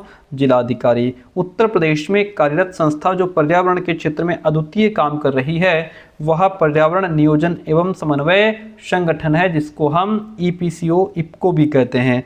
देश में कौन सी संस्था पर्यावरण के क्षेत्र में कार्यरत स्वैच्छिक संस्था नहीं है? वह है बीइंग ह्यूमन मुंबई। क्या हो जाएगा? Being human Mumbai. ठीक है, चलिए आगे बढ़ते हैं। क्वेश्चन नंबर 51 है आपके सामने, कहता है कि संयुक्त राष्ट्र संघ पर्यावरण का नियंत्रण UNEP का मुख्यालय कहाँ है? नैरोबी केन्या में इसका मुख्यालय है। प्रकृति तथा प्राकृतिक संस्थानों के संरक्षण हेतु अंतर्राष्ट्रीय समिति का मुख्यालय कहाँ है? इसका मुख्यालय ये आपका मार्गेश स्विट्जरलैंड में है। कहाँ है? मार्गेश स्विट्जरलैंड। ऑप्शन फर्स्ट राइट हो जाएगा। उत्पादक, उपभोक्ता तथा अपघटक जीव तीनों मिलकर बनाते हैं जीव भार बनाते हैं। क्या बनाते हैं? जीव भार बनाते हैं। अक्षय ऊर्जा संसाधन कौन सा है? हवा। क्या हो जाएगा? वायु हो जाएगा। साफ पानी का स्रोत आपका हैंडपंप हो जाएगा, साफ पानी का स्रोत। WHO का अर्थ क्या होता है? World Health Organization. वायुमंडल में मंडलों की संख्या कितनी है? 5 मंडल हैं हमारे। WCED का पूरा नाम क्या होता है? इसका नाम world commission of environment and development होता है। कौन सी संस्था वैश्विक स्तर पर संकटग्रस्त जीवों का आंकड़ा तैयार करती है? वह है, इसमें देखिए इस अंतर्राष्ट्रीय संस्था का पूरा और सही नाम जो है वह है IUCN, मतलब international union for conservation of nature. ठीक है, यहाँ पे ये international union for the nature and natural resources लिखा हुआ है, एंड नेचुरल रिसोर्सेज लिखा हुआ है। ठीक है, यहाँ पे देखिए कंजर्वेशन भी शब्द गायब है। ठीक है, और इसे international union for the nature natural resources लिखा गया है। हालांकि 1948 से लेकर के 1956 के बीच नाम यही था, लेकिन प्रेजेंट में IUCN के नाम से ही जाना जाता है। ठीक है, तो कौन सी संस्था वैश्विक स्तर पर संकटग्रस्त जीवों का आंकड़ा तैयार करती है? पहले तो यही नाम था, अभी जो है वर्तमान में ये नाम नहीं है, तो ऑप्शन इसमें जो डी है वह राइट हो जाएगा। आगे बढ़ते हैं, अगला क्वेश्चन संकटग्रस्त जीवों में शामिल है, तो इसमें आपका साइबेरियन सारस, जंगली उल्लू, हिमालयन बटेर, ये सभी संकटग्रस्त जीवों की श्रेणी में आते हैं। जंगल की आग का प्रभाव कौन सा नहीं है? जलग्रहण क्षेत्रों में कमी आती है, ऐसा नहीं है, ऑप्शन सी राइट हो जाएगा। भारत का स्मोक सिटी किसे कहते हैं? कोलकाता को कहते हैं। कितने डेसिबल से अधिक ध्वनि घातक होती है? तो ये 85 से अधिक ध्वनि घातक होती है। संगोष्ठी के पक्ष इसमें कौन हो जाएंगे? इसमें आपका योजना, कार्य विभाजन, क्रियान्वयन, मूल्यांकन, ये सभी संगोष्ठी के पक्ष हो जाएंगे। योजना विधि के जन्मदाता किलपैट्रिक, ऑप्शन डी यहाँ राइट हो जाता है। योजना विधि दर्शन के किस सिद्धांत पर आधारित है? तो यह आपकी प्रयोजनवाद पर आधारित है। सर किस पर? प्रयोजनवाद पर आधारित है। अध्ययन की कौन सी विधि परंपरागत विधि है? तो देखिए भाषण पद्धति, पाठ्यपुस्तक पद्धति, कंठस्थ कराने की पद्धति, ये सब परंपरागत पुरानी विधियां हैं। ऑप्शन जो डी है वह राइट हो जाएगा। किसी विधि में अध्यापक सक्रिय रहता है परंतु छात्र निष्क्रिय रहते हैं, वह है व्याख्यान विधि। क्या हो जाएगा? व्याख्यान विधि होती है। सुकरात का शिक्षण व्यू क्या है? सुकरात का शिक्षण व्यू प्रश्नोत्तर विधि किसने दी? सुकरात ने। वह विधि जो अधिकतम ज्ञानेंद्रियों द्वारा सीखने की विधि है, भ्रमण विधि। क्या है? भ्रमण विधि। ओजोन परत में सबसे बड़ा छिद्र कहाँ पाया गया? ये आपका अंटार्कटिका में। ओजोन परत में जो सबसे बड़ी कमी या छेद देखा गया वो अंटार्कटिका महाद्वीप के ठीक ऊपर के आसमान वायुमंडल में देखा गया। हॉर्न नॉट ओके किस देश में यह अभियान चला? तो ये आपका कहाँ चला? हिमाचल प्रदेश में। Horn not okay. सतत विकास सूचकांक 2021 में भारत का कौन सा स्थान है? 120वां स्थान है। सर कितना है? 120वां स्थान है। पर्यावरण विघटन के कारक क्या हैं? इसमें प्राकृतिक, मानवीय दोनों ही पर्यावरण विघटन के कारक हैं। ऑप्शन सी राइट हो जाएगा।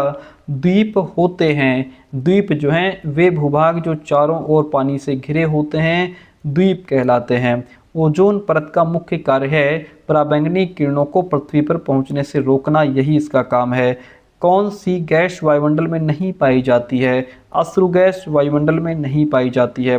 पारिस्थितिकी शब्द की उत्पत्ति हुई, पारिस्थितिकी शब्द की उत्पत्ति ओइकोस प्लस लोगस से हुई है। ठीक है, पारिस्थितिकी यानी कि इकोलॉजी शब्द मूल रूप से ग्रीक भाषा के दो शब्दों से मिलकर के बना है। एक तो आपका ये ओइकोस शब्द हो गया, इसका अर्थ होता है घेरा, आवास या रहने का स्थान। दूसरा लोगस, इसका अर्थ है अध्ययन या विज्ञान, अर्थात जीवों के उनके घर या प्राकृतिक वातावरण के साथ संबंधों के अध्ययन को ही इकोलॉजी कहा जाता है। और जो इकोलॉजी है, इस शब्द का प्रयोग सबसे पहले जर्मन जो वैज्ञानिक थे अर्नेस्ट हैकेल, उन्होंने 1866 में किया था। आगे बढ़िए, कहता है विश्व में कुल महाद्वीपों की संख्या कितनी है? सर 7 महाद्वीपों की संख्या है। एशिया, अफ्रीका, उत्तर अमेरिका, दक्षिण अमेरिका, अंटार्कटिका, यूरोप, ऑस्ट्रेलिया। आगे बढ़िए, अगला क्वेश्चन देखिएगा, 80 नंबर क्वेश्चन कहता है कि तृतीय चरण का उपभोक्ता इसमें कौन हो जाएगा? सांप जो है वह तृतीय चरण का उपभोक्ता।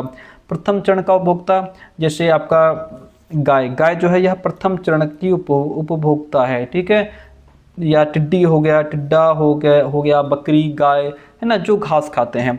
द्वितीय चरण का उपभोक्ता मेंढक हो गया, ये जो है ये द्वितीय चरण का उपभोक्ता हो गया जो टिड्डे को खा रहा है। तृतीय चरण का उपभोक्ता सांप जो मेंढक को खाता है, तो ये सांप हो जाएगा। ऑप्शन सी यहाँ पे राइट हो गया। पारिस्थितिकी तंत्र शब्द का प्रयोग सर्वप्रथम किसने किया? अर्नेस्ट हैकेल ने किया था। किसने? हैकेल ने किया था। ठीक है, ठीक है, आगे बढ़ते हैं। नहीं, यहाँ पे क्वेश्चन पूछ रहा है पारिस्थितिकी तंत्र की बात कर रहा है, पारिस्थितिकी की बात नहीं कर रहा है। पारिस्थितिकी तंत्र का प्रयोग टेंसले ने किया था, एजी टेंसले ने। ओके, प्रसिद्ध पुस्तक मानव एवं प्रकृति के लेखक कौन है? मार्स। कौन है? मार्स। विश्व जल दिवस कब मनाया जाता है? विश्व जल दिवस 22 मार्च को मनाया जाता है। विश्व पर्यावरण दिवस कब मनाया जाता है? 5 जून को मनाया जाता है। पहाड़ी क्षेत्रों में जल संचयन के लिए उपयोगी विधि कौन सी होगी? तो देखिए, पहाड़ी क्षेत्र में जो जल संचयन है उसकी विधि क्या होगी? सीढ़ी नुमा खेत विधि। क्या हो जाएगी? सीढ़ी नुमा खेत विधि। इको टूरिज्म है, इको टूरिज्म प्रकृति आधारित पर्यटन को इको टूरिज्म कहते हैं। पर्यावरणीय नीति शास्त्र के अंतर्गत आता है, तो इसमें आपका पर्यावरण का संरक्षण, पर्यावरण की सुरक्षा, प्रदूषण पर नियंत्रण, ये सब आ जाता है। ऑप्शन डी यहाँ राइट हो जाएगा। ओजोन परत के क्षय का मुख्य कारण क्या है? ओजोन परत में जो कमी आ रही है उसके पीछे का रीजन क्लोरोफ्लोरोकार्बन यानी CFC गैसें हैं। जलवायु को प्रभावित करने वाले कारक, इसमें सूर्य, बारिश, वायु तीनों आ जाते हैं। ऑप्शन डी राइट हो जाएगा। ग्रीन हाउस प्रभाव है, ग्रीन हाउस प्रभाव पृथ्वी की ऊष्मा को बाहर न जान पा पृथ्वी की ऊष्मा का बाहर न जा पाना ग्रीन हाउस प्रभाव है।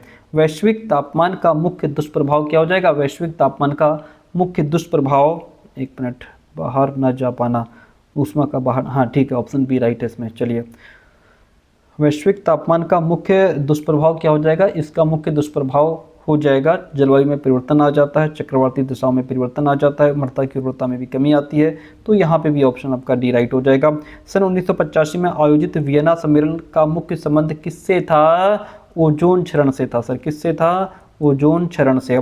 सन 1992 में आयोजित पृथ्वी शिखर सम्मेलन का दूसरा नाम क्या है? रियो सम्मेलन। क्या है? रियो सम्मेलन। हिरोशिमा दिवस कब मनाया जाता है?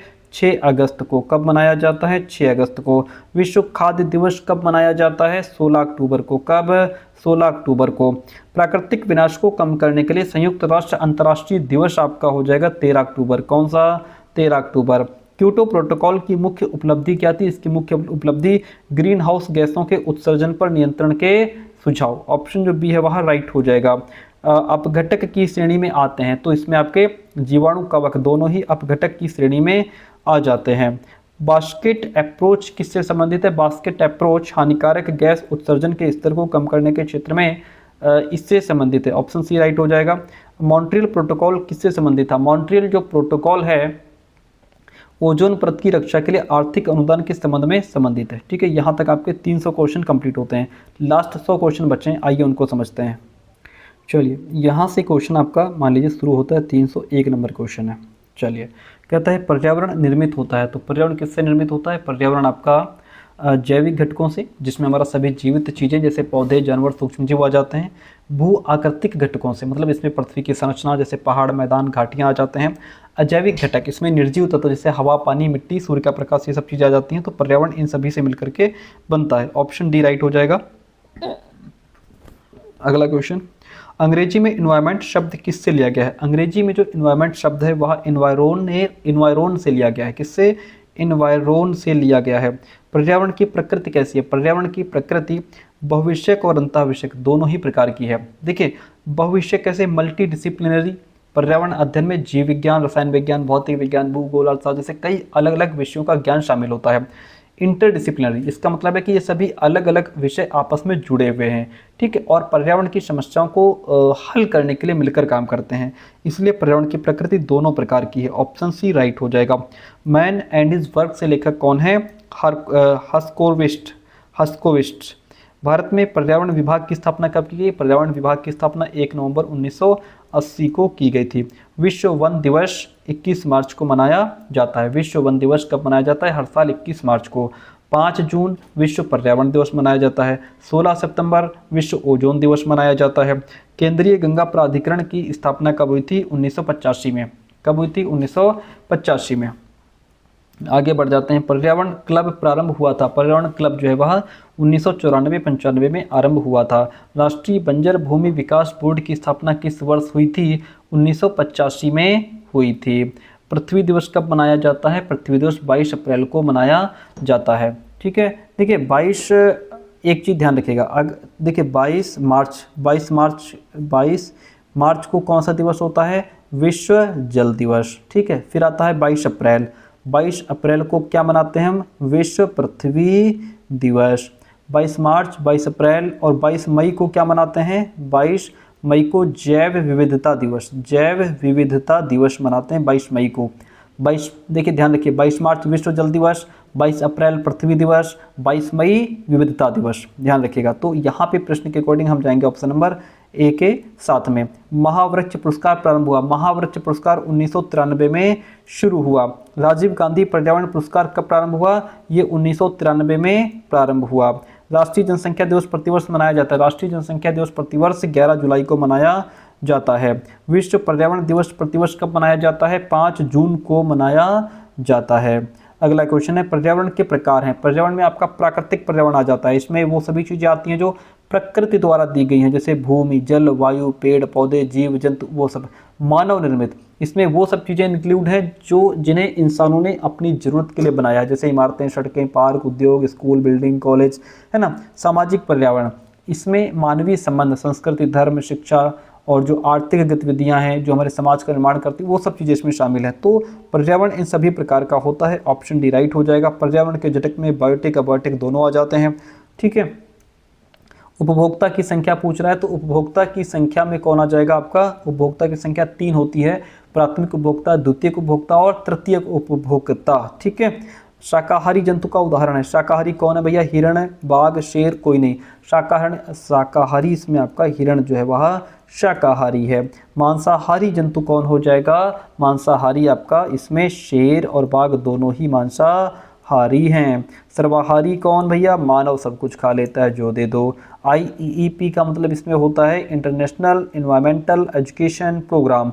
Option first is the right one over here. इतनी बात क्लियर है, आगे बढ़ जाते हैं। राष्ट्रीय पर्यावरण फेलोशिप कब प्रारंभ हुआ था? ये प्रारंभ हुआ था 1995 में। ऑप्शन यहाँ पे जो फर्स्ट है वह राइट हो जाता है। अगला क्वेश्चन लीजिए, कहता है शोर के मापन यानी कि ध्वनि मापने की इकाई डेसिबल होती है। सर क्या होती है? डेसिबल होती है। DDT में टी अक्षर किसके लिए प्रयोग हुआ है? जो टी अक्षर वह ट्राइक्लोरोइथेन के लिए यूज हुआ है। देखिए DDT का पूरा नाम होता है डाइक्लोरो डिफेनिल ट्राइक्लोरोइथेन। यहाँ टी जो है वो ट्राइक्लोरोइथेन को दर्शा रहा है। हरित ईंधन योजना में पेट्रोल में सीसा अनुपस्थित रहता है।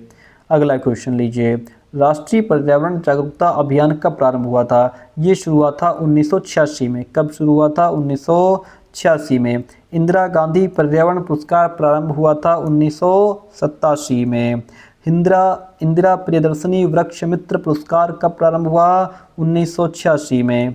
इन मृदा प्रदूषण के स्रोत हैं, तो इसमें लुगदी, कागज मेल हो गए, तेल शोधक कारखाने हो गए, ऊर्जा ताप संयंत्र, ये सभी मृदा प्रदूषण के स्रोत हैं। ऑप्शन डी राइट हो जाएगा। DDT क्या है? DDT कीटनाशी है। क्या है? कीटनाशक है। पर्यावरण का क्षेत्र है, तो पर्यावरण का क्षेत्र भैया बहुत विस्तृत है ना। इसमें जो है कि हमारे पृथ्वी के चारों मंडल आ जाते हैं, है ना। और ये सिर्फ साइंस तक सीमित नहीं है, इसमें भूगोल, अर्थशास्त्र, कानून, समाज सब शामिल है। तो ये वह बड़ा विस्तृत है। व्यक्ति के वंशानुक्रम के अतिरिक्त वह सब कुछ पर्यावरण माना जाता है जो उसे प्रभावित करता है। किसने कहा? ये कहा है अर्नस्ट ने। पृथ्वी का स्थल मंडल भाग है लगभग 29%। कितना? लगभग 29% स्थल भाग है। UNEP का पूरा नाम क्या होता है? United Nations environmental program. Option first right हो जाएगा। विद्यार्थी के अनुसार पर्यावरणीय उद्देश्यों के कितने प्रकार हैं? तो पर्यावरणीय उद्देश्यों के 3 प्रकार हैं। सर कितने? 3 प्रकार हैं। ज्ञानात्मक उद्देश्यों के स्तर हैं। ज्ञानात्मक उद्देश्य हमारे 6 होते हैं। कितने? ज्ञानात्मक उद्देश्यों के स्तर 6 हैं, जिसमें आपका ज्ञानात्मक, ज्ञान, बोध, प्रयोग, विश्लेषण, संश्लेषण, मूल्यांकन, ये 6 आ जाते हैं। पारिस्थितिकी तंत्र है। पारिस्थितिकी तंत्र कैसा तंत्र है? यह एक खुला तंत्र माना जाता है।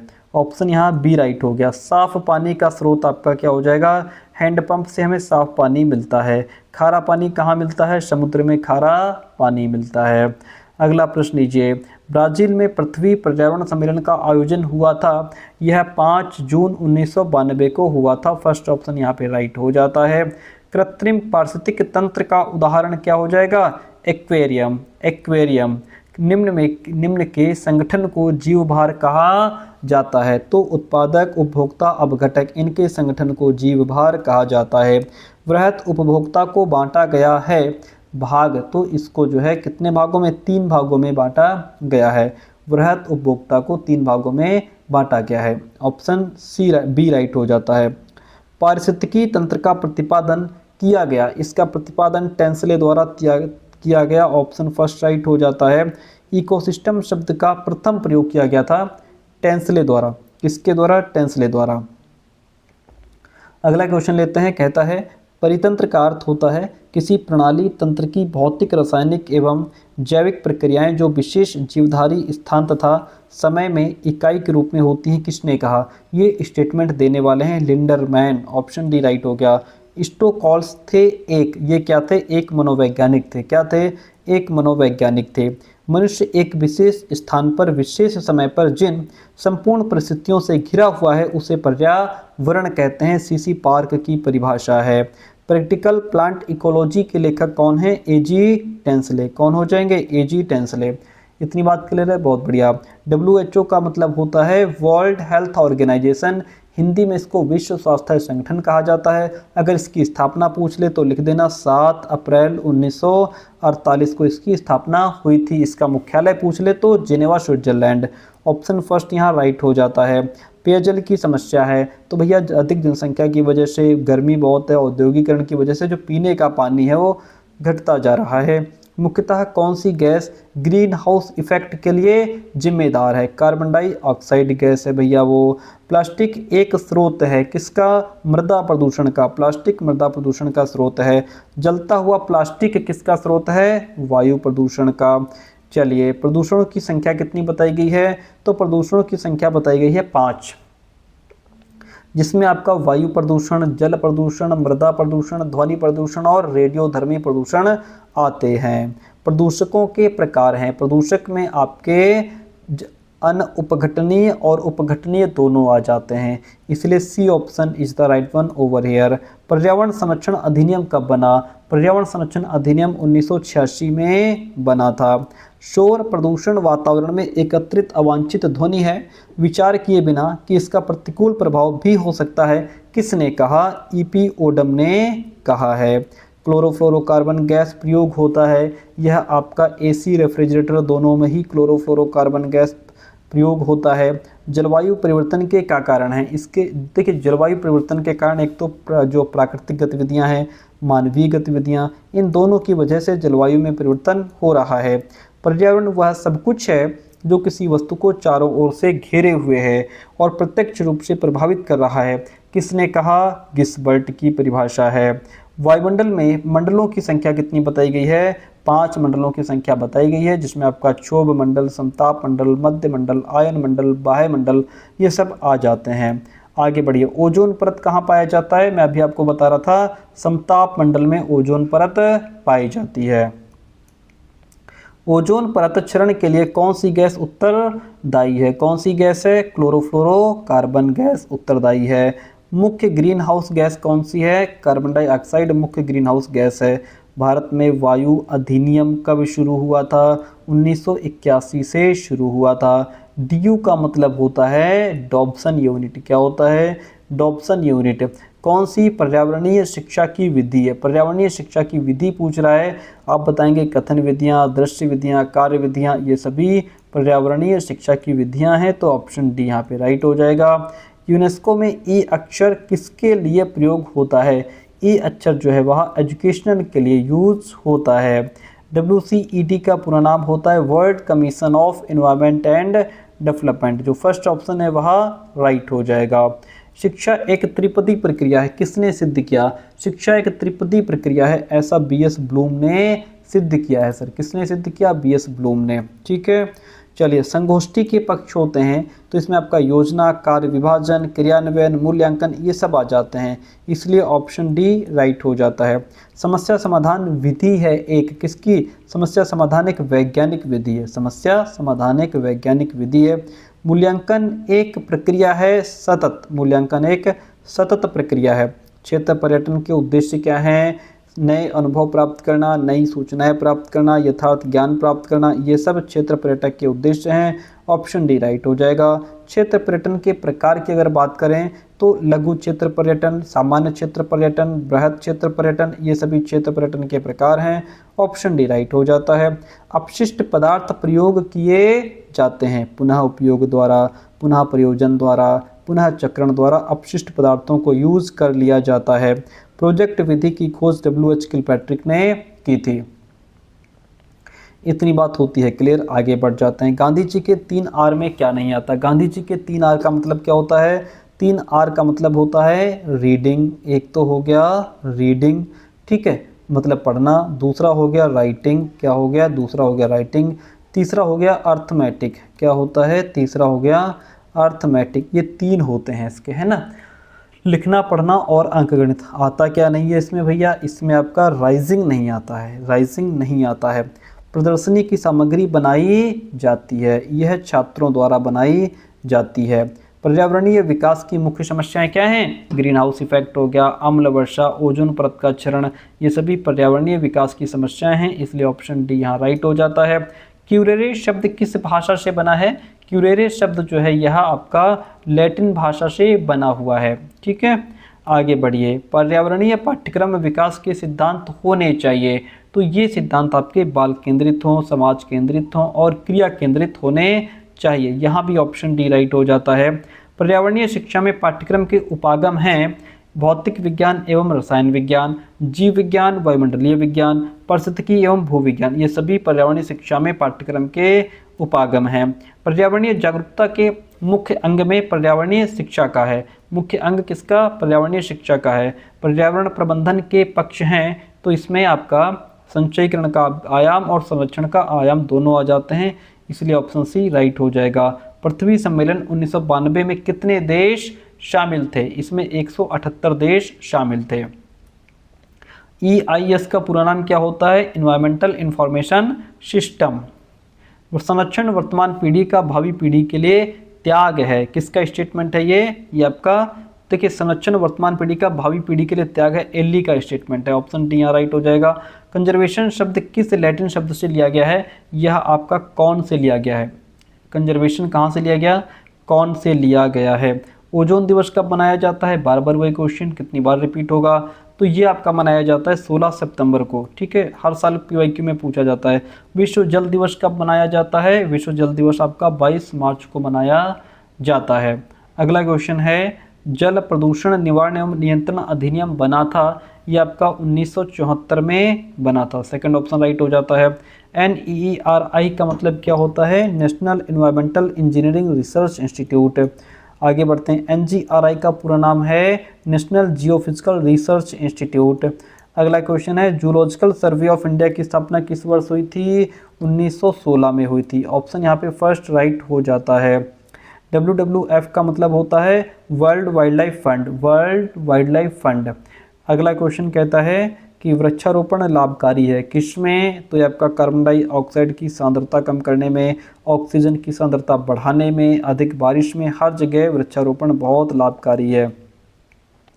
प्यारे दोस्तों, अगर आप चाहते हैं कि आप यूपी टेट में, सीटेट में बेहतर कर पाएँ, सुपर इम्पॉर्टेंट क्वेश्चन का कलेक्शन हमको रिवीजन के लिए मिलता रहे, तो हमारा जो दूसरा चैनल है लर्न विद SP सर, इसको अभी जा करके सब्सक्राइब कीजिए, नहीं तो आप भूल जाएंगे। इसका लिंक डिस्क्रिप्शन बॉक्स में मिल जाएगा, नहीं तो नीचे कमेंट बॉक्स में भी पिन कर देंगे, ठीक है। क्योंकि हमारा उद्देश्य, अब जैसे यूपी टेट एग्जाम आपका लगा हुआ है जुलाई में, तो हम ये नहीं करेंगे कि हम जीरो से लेकर फिर थ्योरी पढ़ाएं, ये पढ़ाएं, नहीं, सीधा बस जो इंपॉर्टेंट क्वेश्चन हैं 100 वो लेकर के आएंगे, ठीक है, हर सब्जेक्ट के अलग अलग। उसके लिए चैनल को अभी सब्सक्राइब कर लीजिए। शिक्षक मनुष्य निर्माता होता है, किसने कहा, ये कहा था जॉन एडम ने। आज का लास्ट क्वेश्चन, अच्छे परीक्षण की क्या विशेषताएं हैं, तो इसमें आपका वैधता होता है, विश्वसनीयता होती है, व्यापकता होती है, ऑप्शन जो डी है वहाँ राइट हो जाएगा, ठीक है। तो ये चैनल का नेम है, इसको जाकर के अभी सब्सक्राइब कर लीजिए, ठीक है। Thank you so much.